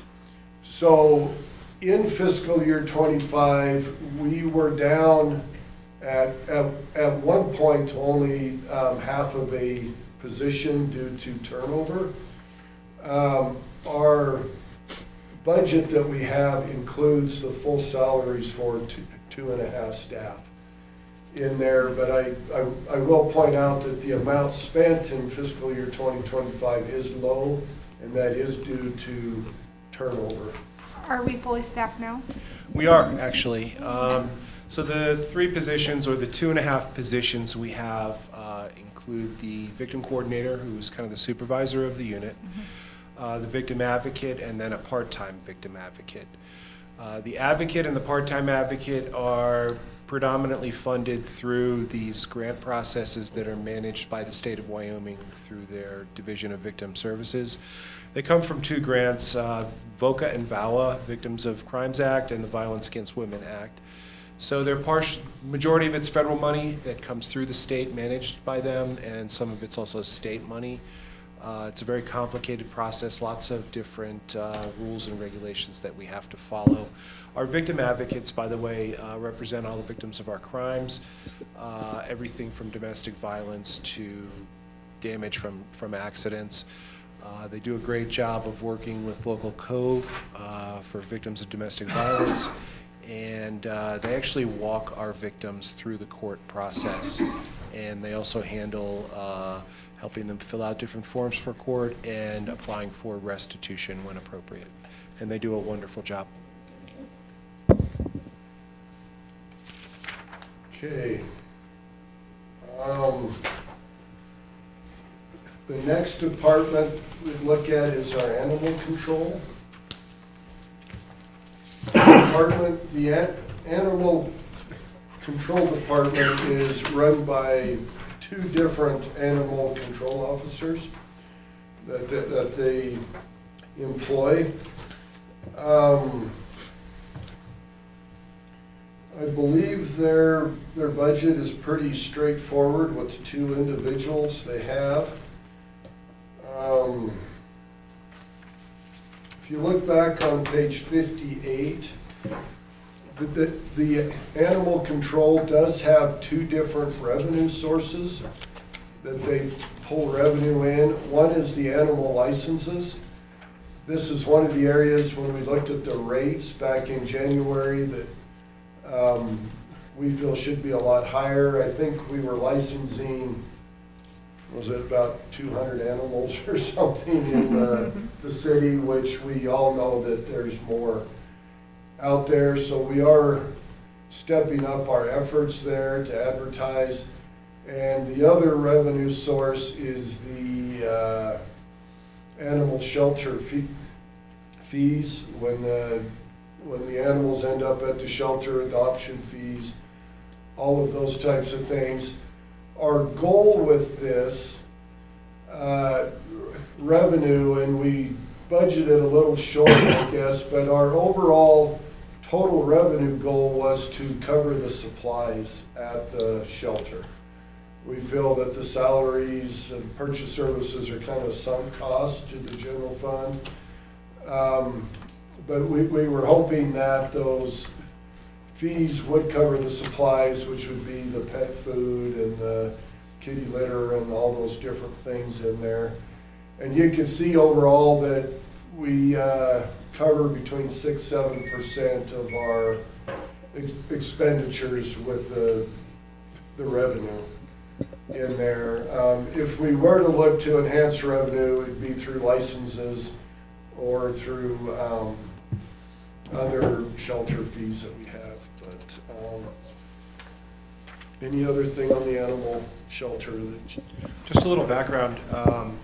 Our animal control officers, both of them, we went through staffing challenges there this year as well. We had two longtime animal control officers who left us, one to move to another part of the country and another for another job opportunity.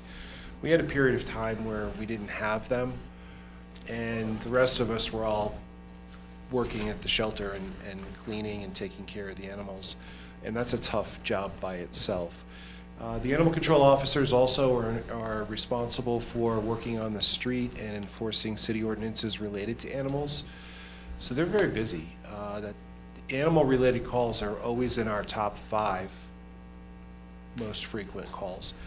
So having done this now, when we didn't have them, just taking care of the animals at the shelter is a full-time job, and it's a tough job, I'll tell you that. But they also work on the street. So we did have some staffing issues. We do have 2 full-time animal control officers who are doing a great job, and I really appreciate everything they do, especially now that I've done some of it, and it's rough. But they do a great job of taking care of the animals at the shelter. They do an excellent job of getting them adopted out. They work with other agencies and other shelters in other parts of the country. They really have a soft spot in their hearts for these animals. The ones that are there really long get a little more attention. They let them out longer. They hang out with them, things like that. We also have a wonderful program with the state pen where we send a number of dogs at a time to be specially trained by inmates who are also certified and specially trained in obedience. And they're out there for several months at a time. They have a big graduation, and then they become more adoptable because now they're trained. And we've had a lot of success with that. In fact, when the program started, I don't know how many, but the first few waves of dogs that were trained out there were actually adopted by employees of the pen who got to know the dogs while they were there. So that's what we have going on out there, and we appreciate everything that they do. Thanks, Tom. Now, if you've adopted a puppy, can you go and have it trained retroactively? That's what I meant to send, actually. Yes. Tell her no. Just kidding. I couldn't give her up that long. Be an income resource for the pen there. Bring us your pets and we will train. All right, the last department under the police department umbrella is the 911 dispatch center.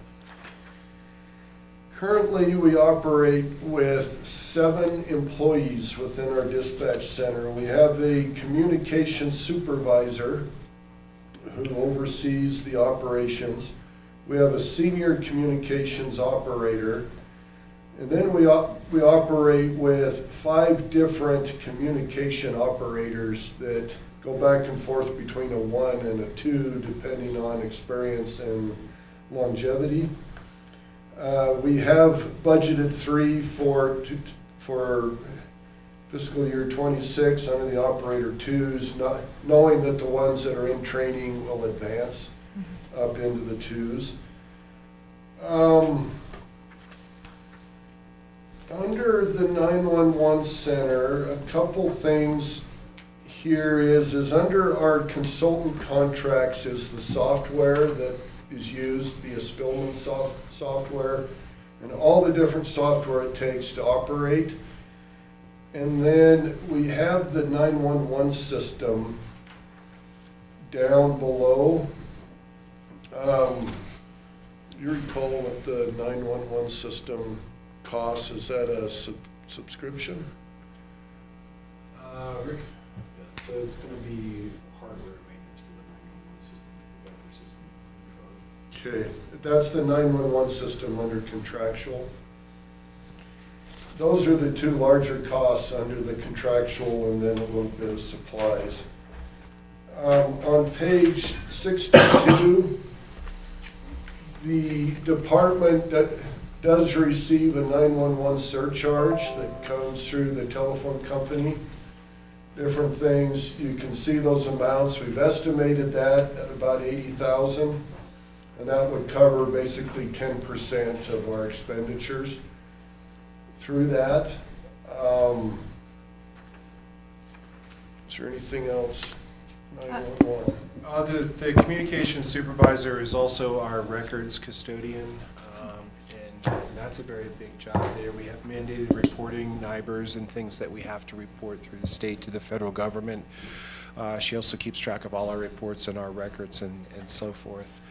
Our dispatchers, and I use that term to just cover all of them, are also the face of our department. So whenever anyone comes into the police station, and we have people coming in all day and half the night as well, these are the people that speak with the public. Are you fully staffed? No, we've had incredible staffing issues in Yes. this area as well. At one point, we were down to 2 to cover 24/7. And police work in general is unpredictable. Where I came from, you could predict Friday and Saturday night we're going to be busy, and then the rest of it was or full moon is always busy too for some reason. In Rawlins, I've noticed that it's even more unpredictable.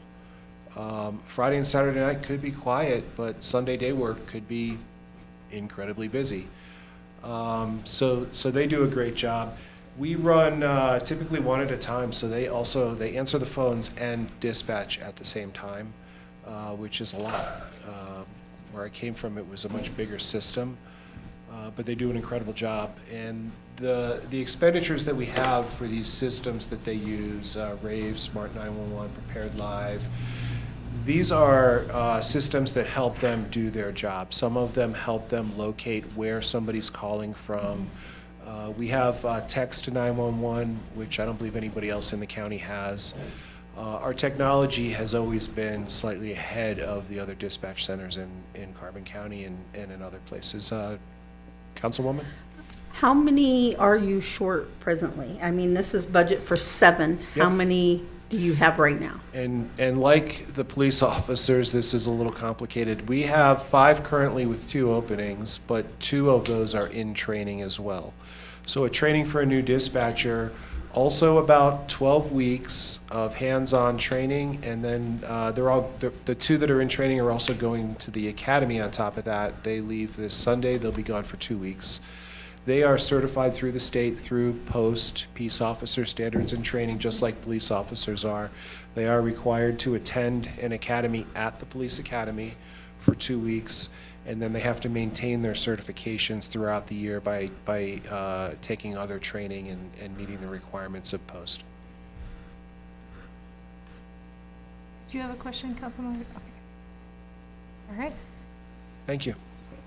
All right, thank you, Chief Ward. We're gonna move on to water.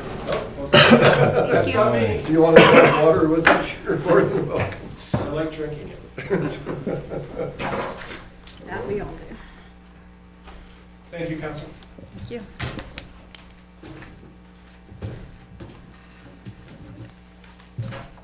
It's your turn, Cody. Yeah, Again. Cody, we come to the hot seat here.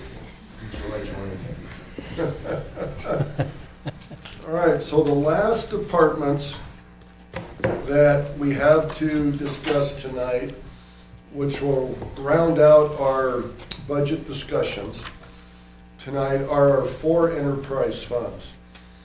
So we currently operate with 4 enterprise funds that are, each of them are broke down into different departments.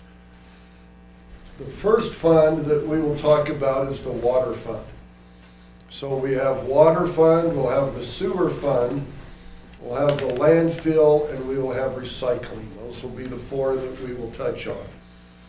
These get a little bit more complicated because as enterprise funds, the revenue, the rates that we charge need to be sufficient to cover the operating expenses and the capital costs. So these funds need to be independent of the general fund or any other fund. So we always need to find the rates in all of these that will help the fund sustain and balance itself. The issues we're having that are well advertised with our water fund is the infrastructure. Our in-town infrastructure and especially our out-of-town infrastructure is in dire needs of repairs. I would go as far as to say that we are in a crisis with our water lines, both in town and out of town. I don't want to jinx us, but we usually have about 2 to 3 water breaks a week in town. Many of the towns that I have talked to around Wyoming are complaining because they have 2 to 3 a year in their water, and they feel like and we probably have that per week. I don't think we've had one in a while, but I don't want to knock that. I don't want to jinx it. But one that we had, we lost about 2 million gallons of water in just recently. So I mean, we are really at a crisis point with that. So under the water fund, on page 64, what I want to share with you to start is kind of a repeat of what we discussed in January at the rates discussion. Is I really want council, I want the community to understand the financial condition of the water fund. The reason again that this is so important is that the water fund needs to set rates and receive revenue to sustain itself. This is our scorecard. This is how we've been doing, is on our financial reports. And as you can see, under our total assets, current assets, you can see there that for the first 4 years up there, we really dropped in our cash. Our unrestricted net position is the unallocated cash reserves within the general, or within the water fund. You can see that we've gone from 1.75 in the unrestricted in 2020 to where in 2023 we were down to 117,000. At that pace, we would have been in a deficit position very quickly. As a result, in 23, we increased our rates. And as you can see that in 2024, we started to crawl out a little bit. We increased our rates again. And currently, we are crawling out a little bit more. Now, the cash reserves that we have in there even though they're starting to rebound, you look at the needs that I'm gonna show further in the report, they're not gonna go very far. But it's good that we're able to at least stay out of a deficit position at this time. And the needs that we have through the transmission line, we still have a long, long ways to go financially to get there. You can see at the graph below that financial statement, you can see it's almost like a check mark, but you can see where we were headed at the time, and it is starting to rebound a little bit. On page 65 is essentially the revenues and expenses, kind of a profit and loss. You can see our revenues in 2020 to 2021 increased into 22. They decreased a little bit in 23. We had some water restrictions late in 2022. And then you could see in 2024, we reached kind of the high point on our rates. And you can see the expenditures that we have there, the investment income, interest expense. If you go to the third line from the bottom, you see the change in net position. That is basically our income or our loss that we sustained that year. So in 2022, we had a $729,000 loss on the accrual basis of accounting. You can see that we did slightly better the next year, and then it dropped. And then in fiscal year 23, we were almost at a break even. And we actually came out a little bit ahead in 24 on that change in net position. Up under the non-operating revenue is our interest expense. We do have about $4 million in debt already in the water fund for projects in the past where council decided to take out debt instruments instead of raising the rates and hoping over time that we could pay those loans off. So we do have, I wouldn't say substantial debt, but we do have debt currently in the water fund. How old are those loans? Some of them date back probably 15 to 20 years, and then some of them are more recent. What's the number, Signer? Where would we find them? The debt? Yeah, showing where the loan was taken out.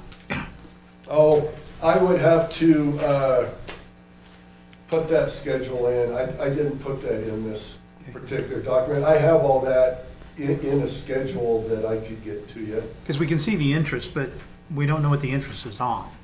We just know there's interest.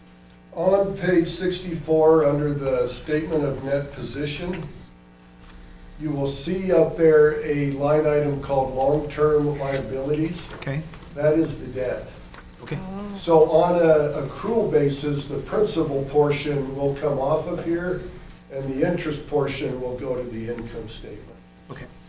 So you can see there's still 5.5 million in debt currently. One of the other things in here that I would like to just inform council again, we talked about it Monday night a little bit. There is an interdepartmental loan with the general fund in the water of about $812,000. We would have to decide at some point whether to repay the general fund for that with our reserves to satisfy that loan, or whatever would be the pleasure of council with that. But we do need to soon we need to satisfy that liability that we have. So That $5 million one, is that's borrowed from the city to the water? though the 5.5 million includes about 800,000 to the general fund, And the other 4.7 is to like WWDC or the other agencies that we took out loans from. And they have interest, and like I said, they have to be paid back, so. Okay, on page 67, real quick, is the water staffing summary. A lot of these positions that are listed here are split between the water fund and the sewer fund.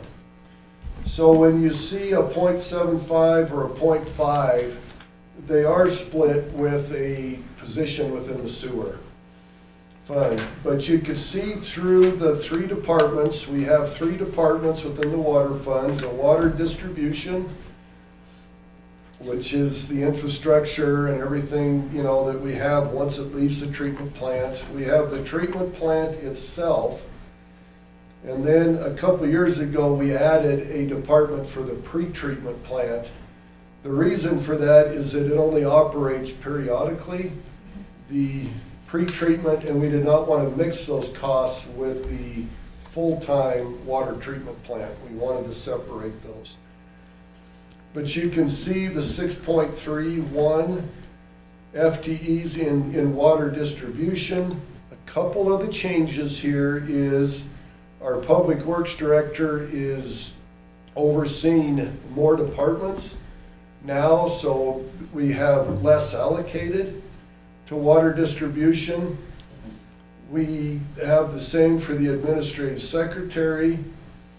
We would propose in 2026 that we move the utilities clerk from the finance department in the general fund over to the enterprise fund, where that's their actual work that they do.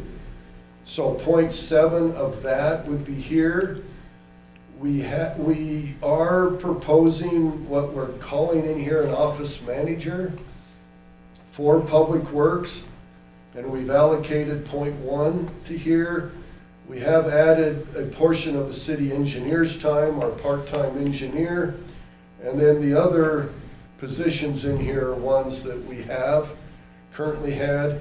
The human resources director, we just haven't had for the last couple of years, so we have not allocated any of the time away from the general fund, but that's definitely an option because human resources will oversee the staffing in these enterprise funds. The water treatment plant has a lot of the same positions in it as well as the pre-treatment.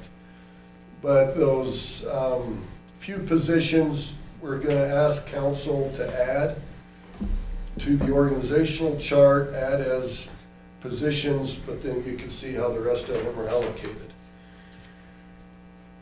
On page 68, and I think if we focus mostly here, we won't have to touch a lot on the other schedules, but I want you to know the other schedules are in here that support this. But we are looking at our water revenue to stay fairly consistent with where it's at. Instead of budgeting a solid amount, we look to budget within kind of a range of that, and we kind of pick a number in that range. And we feel like we may be over budgeted a hair last year for the year that we're in. But we're expecting revenue of about 4.6 million. You can see the expenses here as you go down through those three departments. The salaries and wages under distribution have increased mostly because of reallocations and those three positions that we've added a portion of their salary to. Benefits are always going to go up and down depending on the individuals that are within those positions. We can say, and Director Dill can know for sure, but within our distribution I think we're about 5 positions down, vacant. Madam Mayor, Council, we have currently 5 people in utilities. We just hired another one, so we're at 6 out of the 9 positions. Okay, so we're vacant. We're getting 3. better. And we usually budget those vacant positions at family health insurance, just to be safe, and I think that's part of that increase in benefits.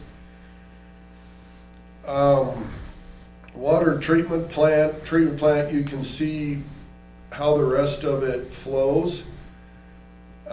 We did budget operating wise for about a $2 million increase from operations, and we are proposing a 1.9% off of operations. If you flip to page 69, you will see that that increase is eaten up by capital, which is associated with the infrastructure, the lines, and all of those types of things. We put in currently under capital proposed,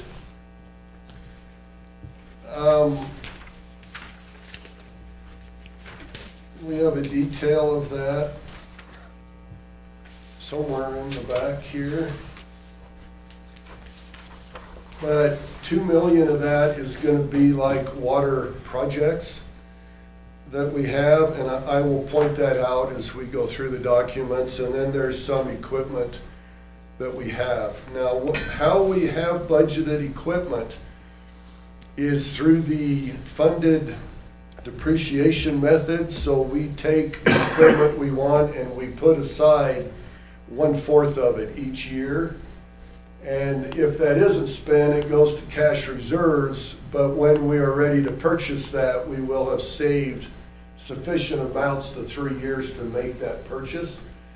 So you will see in here that we have some equipment budgeted, and when you see the amount, you're gonna say there's no way we're gonna buy it for that, and you would be correct.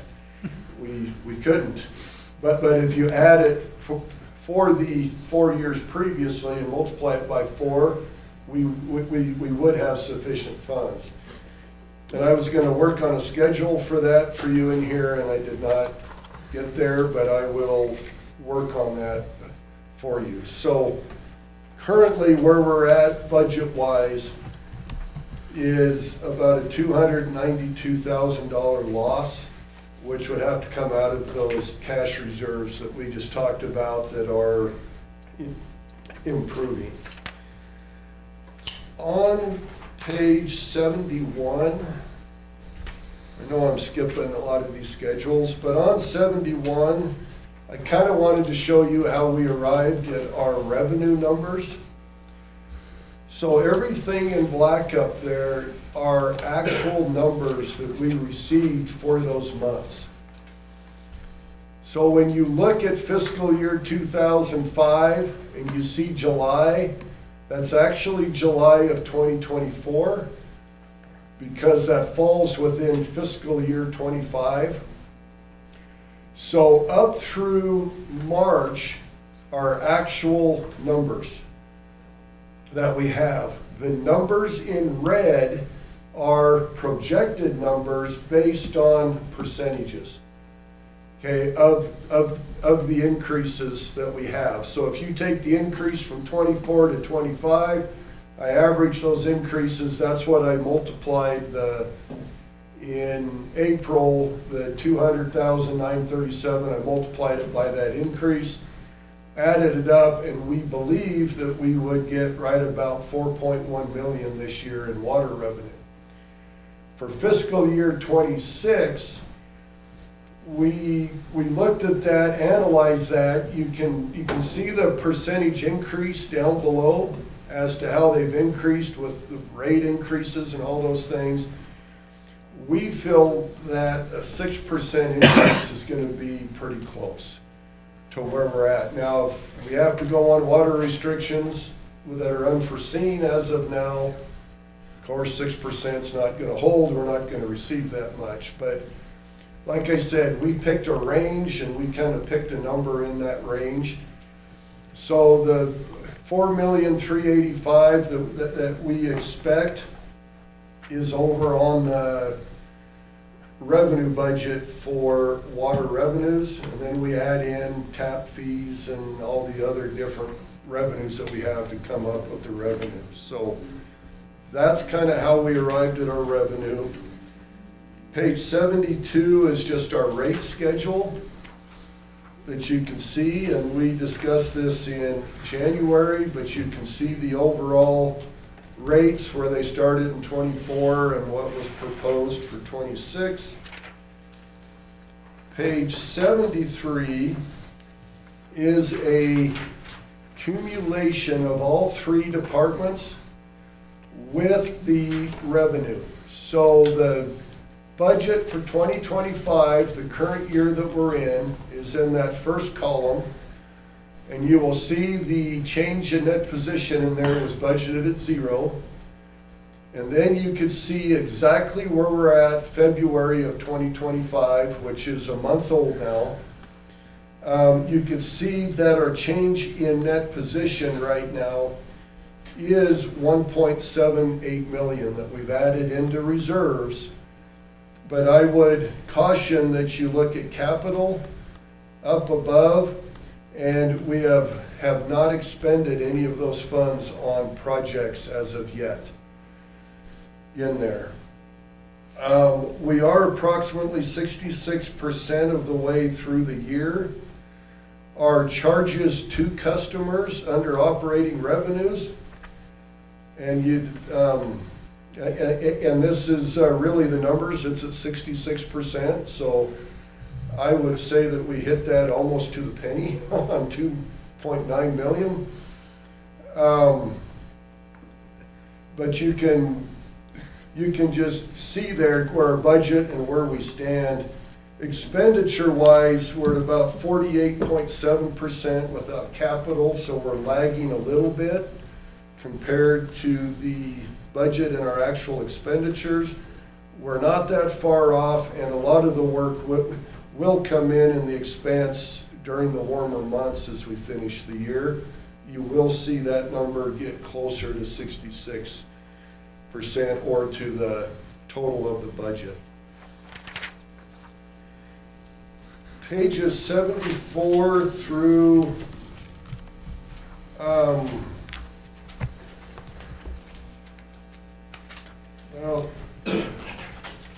78 are just the details of that income statement that I showed you. It breaks it down into everything by account.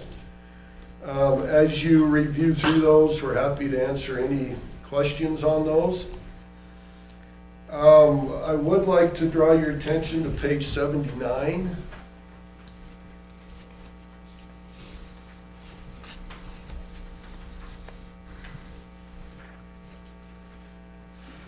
This schedule came right out of our master water plan that was performed by WWC. And what this does is it breaks out the projects that we have water related, and it puts them into a priority 1 and a priority 2 status. And you can see as we go down to the bottom and we total the priority 1 and priority 2, we're right at 48.5 million that is needed for these projects. And we feel that a lot of our issues that we've been having are even like in the priority 2 instead of like the priority 1, and that I think just shows our current status that we are in a crisis. And we have several that we attend to daily that aren't even on the list that are high priorities, but they just took the top ones and put those on. And so this next year, under priority 1, the second item is the Sage Creek transmission line, 5.6 million. We have a grant from WWDC that covers half of that. and then we have to match the other half. Our hope for this year is to get the design and the engineering done on that, and we can do the construction on that next construction season. SCADA, which is, I don't know, just about halfway through the page, 1.5 million. We are nearing completion on that, if I understand that correctly. And that is funded, about $1 million of that is funded through a community development block grant. 200,000 is through impact assistance for the design, and we still have 300,000, I guess, unaccounted for, unless we, we'll have to see what we. Yeah, and this was estimated, and I believe that we will have it covered through the grant and the design money. We'll let you know on that. Under the potable water transmission, the high pressure line, we have a small grant for design through the ARPA. We have come up with an additional project that I can let Director Dill tell you a little bit about, where our high pressure and our low pressure lines come together in town. Do you want to describe what you're thinking there? So this project, we're looking at with the high pressure line and the way that it comes into town and to the tank. If we shut it down to do this project, we wouldn't have any pressure to the high side of our system. So to get around this little problem that we're having, our engineers came up with a design of a pump station that is, I can't remember the streets off the top of my head, but there's an intersecting point of where our low section of town, the system is, and our high section get really close together within a few feet of each other. So we're looking at putting a pump system in that we can actually pump water into the high side of our system if the high side of the system ever has a problem. And that would be our hospital tank and our Painted Hills tank. So we could actually, if there is a scenario in the future, or for this project, we can actually pump up to the high side of town. And so in looking at the project, the slip line project that we're planning, this is really the only way that we can actually get water without rerouting another line on the surface that would be pretty small to our tank system itself. So just for a redundancy in our system, for the high and low pressure side, we think it is a great idea to move forward on designing this pump station and getting it installed. Councilmember Sanger? So where they would come together, would this also allow us to then, if we need to backtrack from where they come together back to the tank system to repair the high pressure line from there back to the tank system? Yes, it'd give us the ability to use whichever side we would like. So we can bypass the high side to fix it. Yes. By just crossing over where the high and low are close. Yes. Back to wherever the tanks are from there, because that seems to be an area of major concern. We've repaired it I don't know how many times at this point. Absolutely, and that is exactly the reason why we think this would be good. Now that this pump station, we believe, would just pressurize the system. We don't know if it can actually, we got to get more into the design, if it would actually fill the tanks. Right now, it'll just supply pressure, full pressure to the upper side of our system, the high side of our system. Right. So. Just pulling off the low side. Yes, basically what we would do in a project is we'd fill up our tanks to a full capacity. We'd basically shut down the valving in there to hold water in our tank system, and then we'd turn this pump system on to provide pressure to the high side of town. Okay. Have we researched into doing a liner in that pipeline?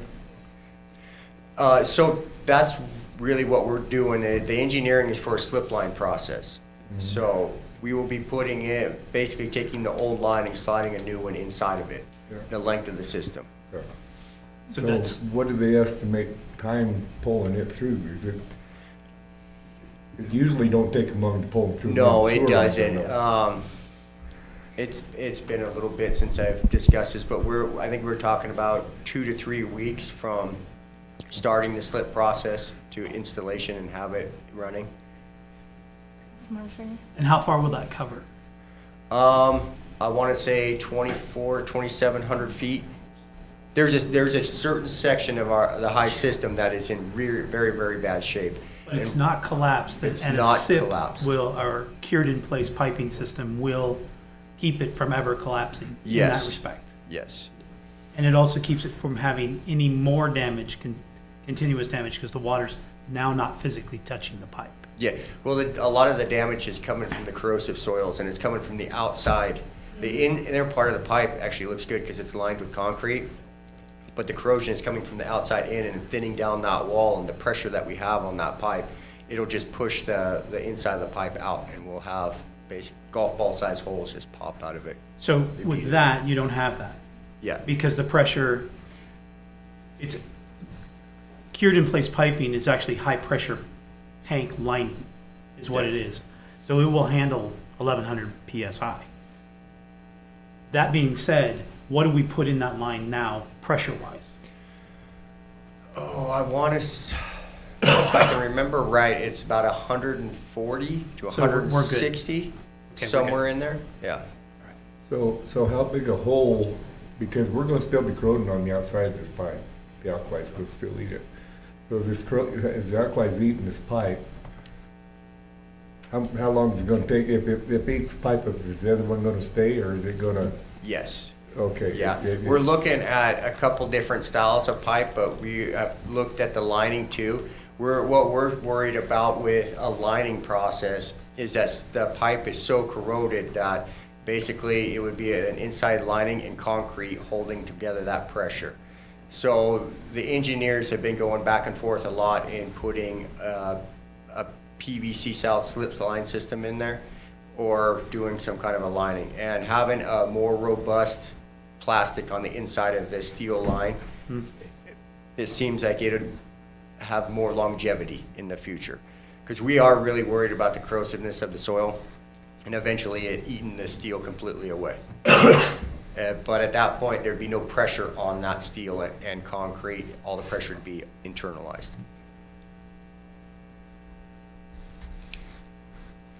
All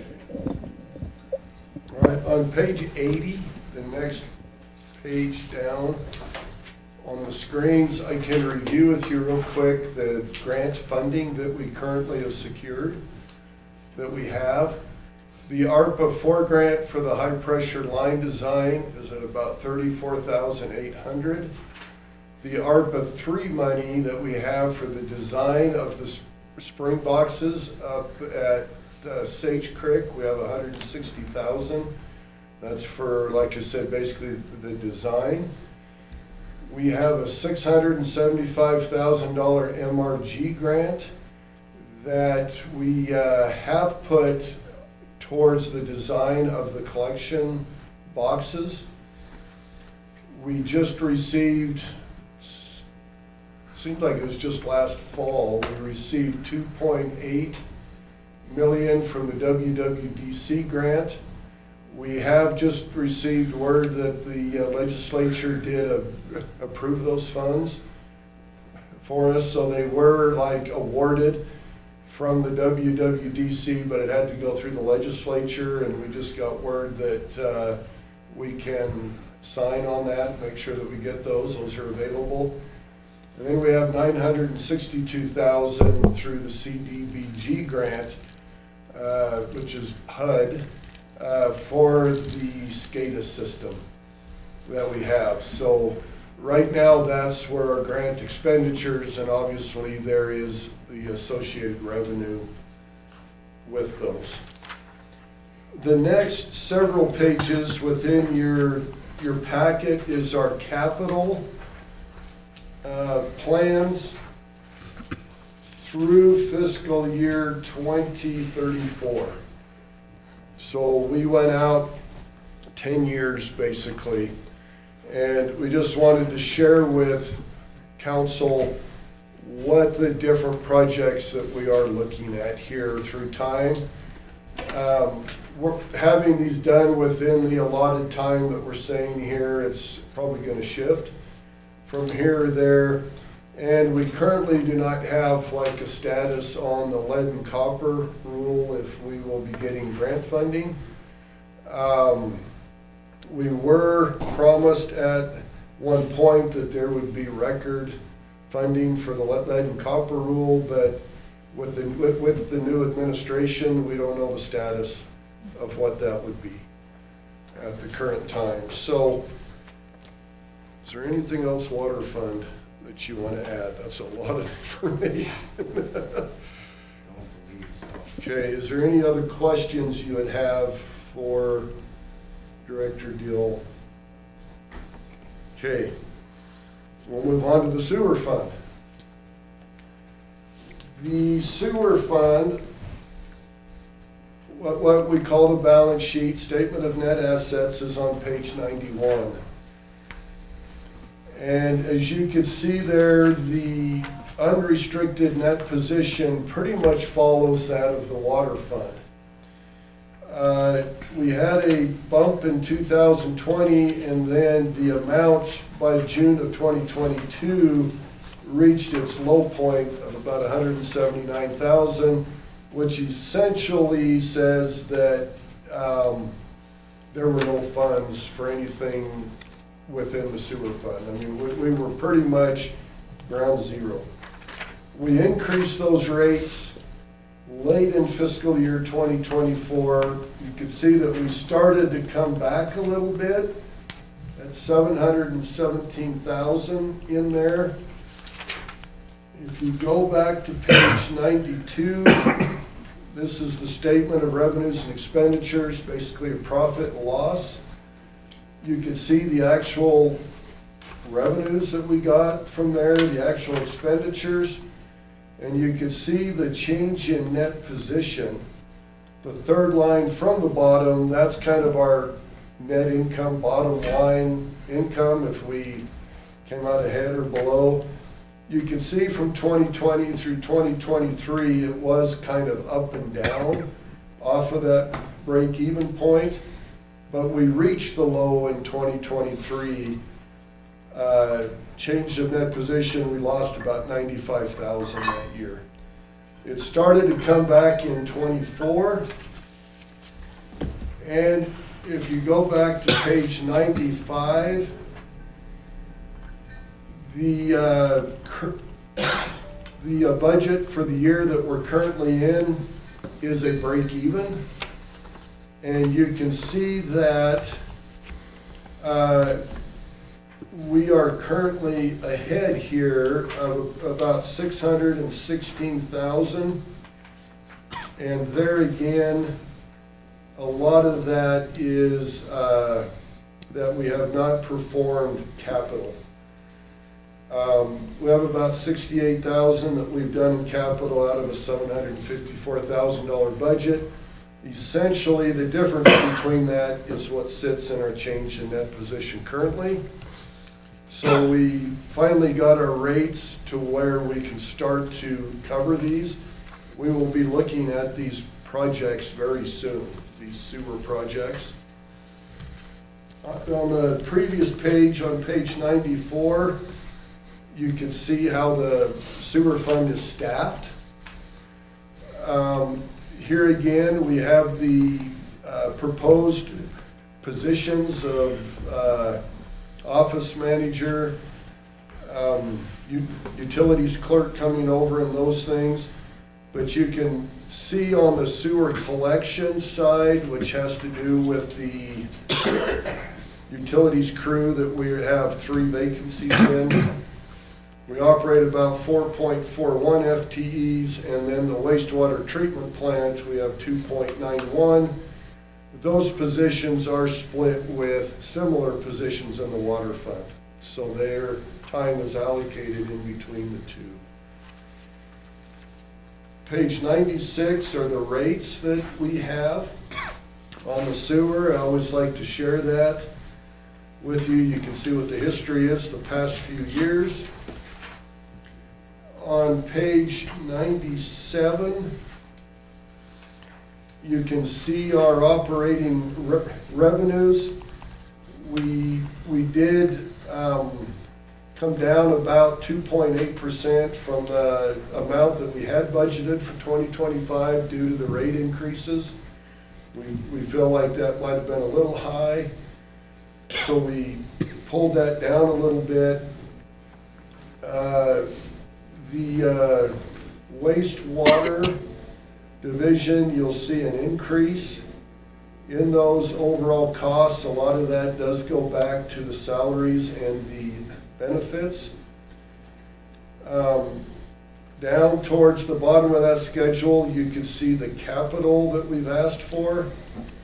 And the current status as it resides today is we're expecting about a $55,000 decrease or net loss within that fund.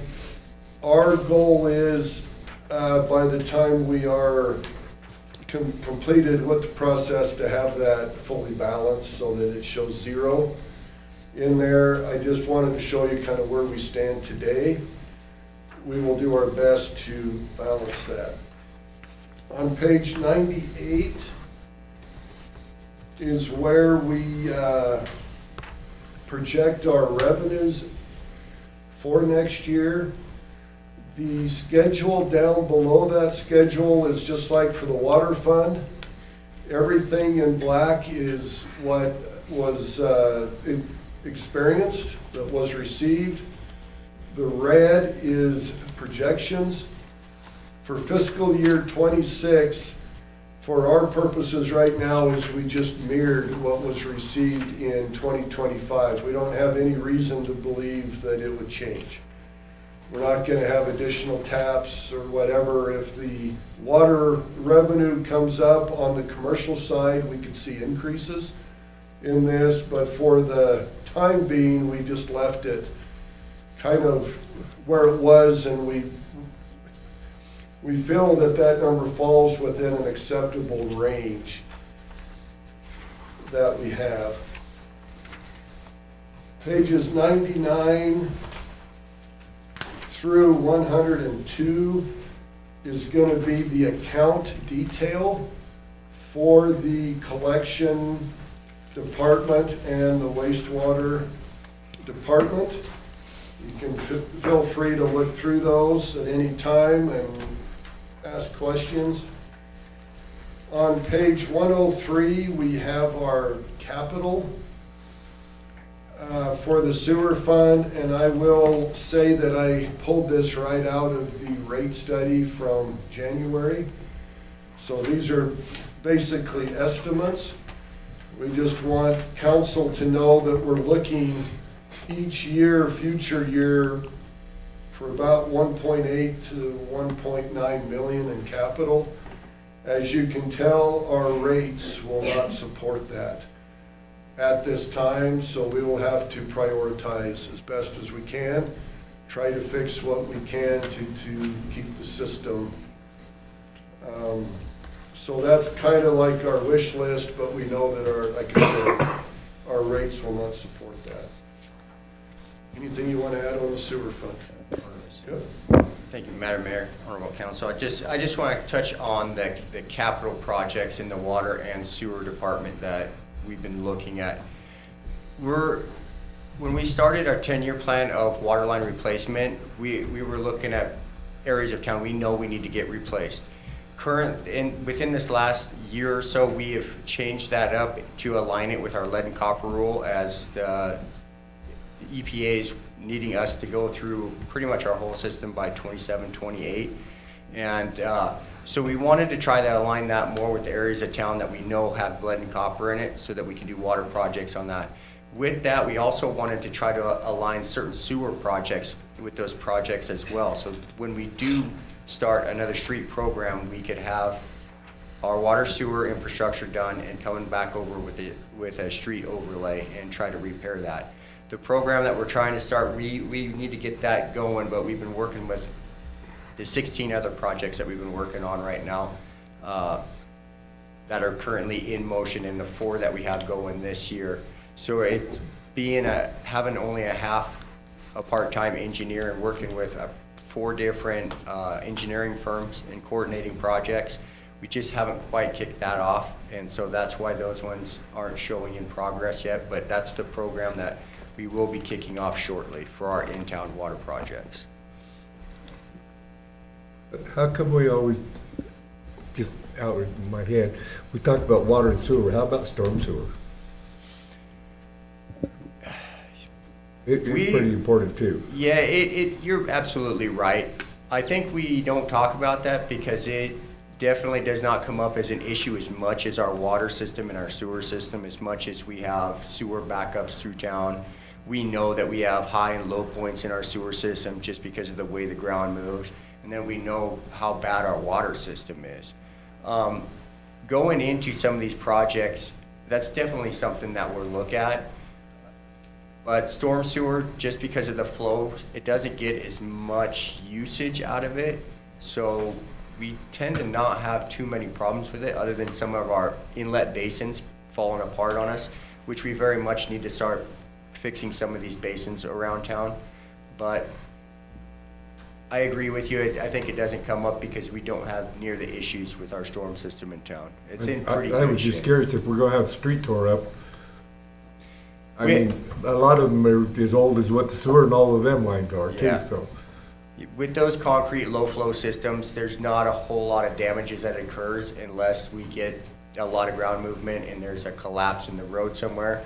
But that's always when we go in to do a project, we always camera all the systems and look at them. So we know if there's a bad spot in any one of our systems, we'll know that maybe we need to put that as part of the project as well.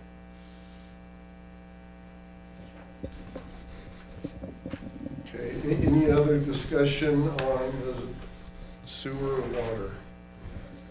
Okay. The third enterprise fund is our landfill fund. On page 105, you can see the staffing that we use at the landfill. We basically operated on 4.5 positions with a half FTE of support. We take our landfill superintendent, and he is split 50-50 between the landfill and the recycling center. And then we have a foreman at the landfill, and then 2 municipal service workers, usually a 1 and a 2 with a clerk. You will notice at the top again, and I know we've discussed this, but the community development director has overseen this department the past 2 years. Direction of that is being changed to public works director. So you will see that the community development director has gone to 0 and the public works director has taken that place. On page 106 is essentially, again, our income statement for the landfill. You can see what the actual was. We cleared in fiscal year 24 about $375,000. Our estimate to where we're at today is about $364,000, where it was at a break-even point. The fiscal year 26 budget has dropped into a deficit, but we have $500,000 in capital that we would ask. The landfill is required to have 3 pieces of equipment that's operable: a scraper, a compactor, and a loader. Two loaders. Currently, our loaders are in, to say they're in poor condition is giving them too much credit. Right now, they're way beyond end of life, and we need to look to facilitate a purchase of a loader quickly for them out there, and we have that in at $400,000 in there. But anyway, without that, we would be at about $100,000 of income if you remove the capital on operating. So we may have to dip into cash reserves to help with the capital portion. Are we gonna do a lease with the, like Caterpillar, like we do with the scraper and all of that? That is So an we won't- option. That'll be that much a year on lease? Or is that much that you're buying, or? Yeah, we have it in as a full purchase. That's just what we have in the budget, but a lease is definitely an option. No, because they maintain it, they do everything, and Yeah, and then after 5 years, when the lease is up, you can always trade it in and yeah. keep operating. So yes, so that is an option. We Yeah. just put it in as a And the purchase. second question, have we got a new hauler for our garbage yet? So we know what the price is there? You know what the status of the bid process is for that? We're still trying to get that worked out with a lot of other things. Our city attorney, we need to get with her and finish up that bid to get that going out, yes. Just wondering, because that price makes a difference in here too, It so. does. And so, Yeah, that is definitely something that we're looking to try to get wrapped up as soon as we can.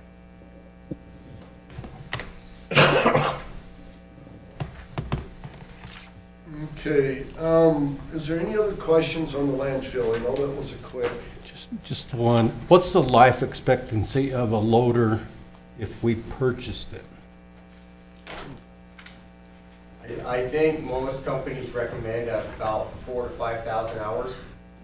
And I think our current loaders are at about 5,000 to 6,000 hours.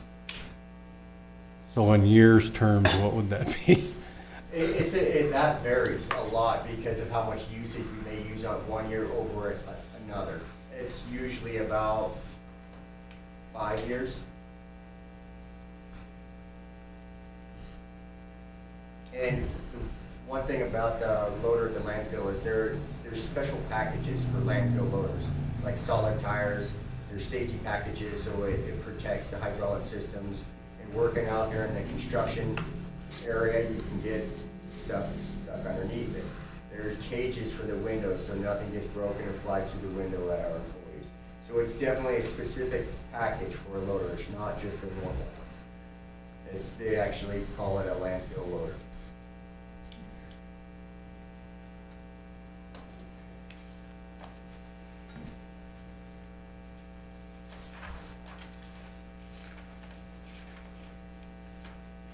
One of the other notes on the landfill is, and I did not get the statement of net assets like I did with the others in here, but we are starting to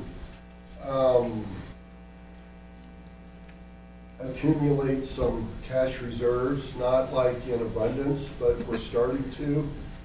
And we can look at improvements to the buildings and those things that are out there, because a lot of the buildings at the landfill are in pretty rough shape. We did not put any of that in because it would come out of cash reserves. We'd like to focus more on the operating costs here. But when the final budget comes in, we may throw in some cash reserves for some of those repairs. Some garage doors? What's that? Some garage doors? That is definitely a possibility. That would be awesome. Yeah. The last fund, I know we're excited, we're about to the end here. The last fund to discuss is kind of the smaller of the four enterprise funds. It's our recycling fund. We operate that with essentially 3 employees with some support. We have a foreman out there. We have half of the time with a landfill supervisor, and we have a part-time operator, basically a full-time operator out there. We left for the revenue budget, we just went with the number from last year for the overall budget, and there again, we feel that that falls within the range that we have. You can see the department expenses. that we have in there, and we had one capital item at the landfill, at the recycling center. And what we would like to do is take 50,000 of the operating money and put towards finishing the concrete in the recycling center. There's still one piece inside with concrete that needs to be poured in there to make that complete. And that essentially leaves us right now to about a $9,500 deficit. We will do our best to balance this when we bring the final version to council. The rates that we charge are on page 115. We basically charge $6 that goes out in the water bill on the recycle center, and then the commercial pickup fee of 10. So you can see there, and then on page 116 where the operating expenditures are, plus the 50,000 for the concrete. Did we get that insulated down there, that building insulated? We will have it insulated by June 30th, so it didn't end up in next. So we've already, the money's already been allotted for insulation and everything we're else, so, working on that. and everything else that we don't have to figure it in. One thing on the recycle center that I would like to kind of announce or to bring to the attention of the council is we are looking to do a dedication of the recycling center. We would like to name it after Patrick Martinez, who was the foreman at the landfill supervising, and this was kind of his vision. And so now that the weather's nicer, we will pick a day and we will have a celebration for Patrick and for the opening of the recycle center. Maybe we'll cook some hot dogs and have a celebration. I thought he was gonna say champagne, but for sure, that's which way we're Does going. anybody Only have hot any? dogs and bottled water. As long as they're Councilwoman Lewis? With the purchase of the bigger crusher and stuff, have you seen more income as far as cardboard come through?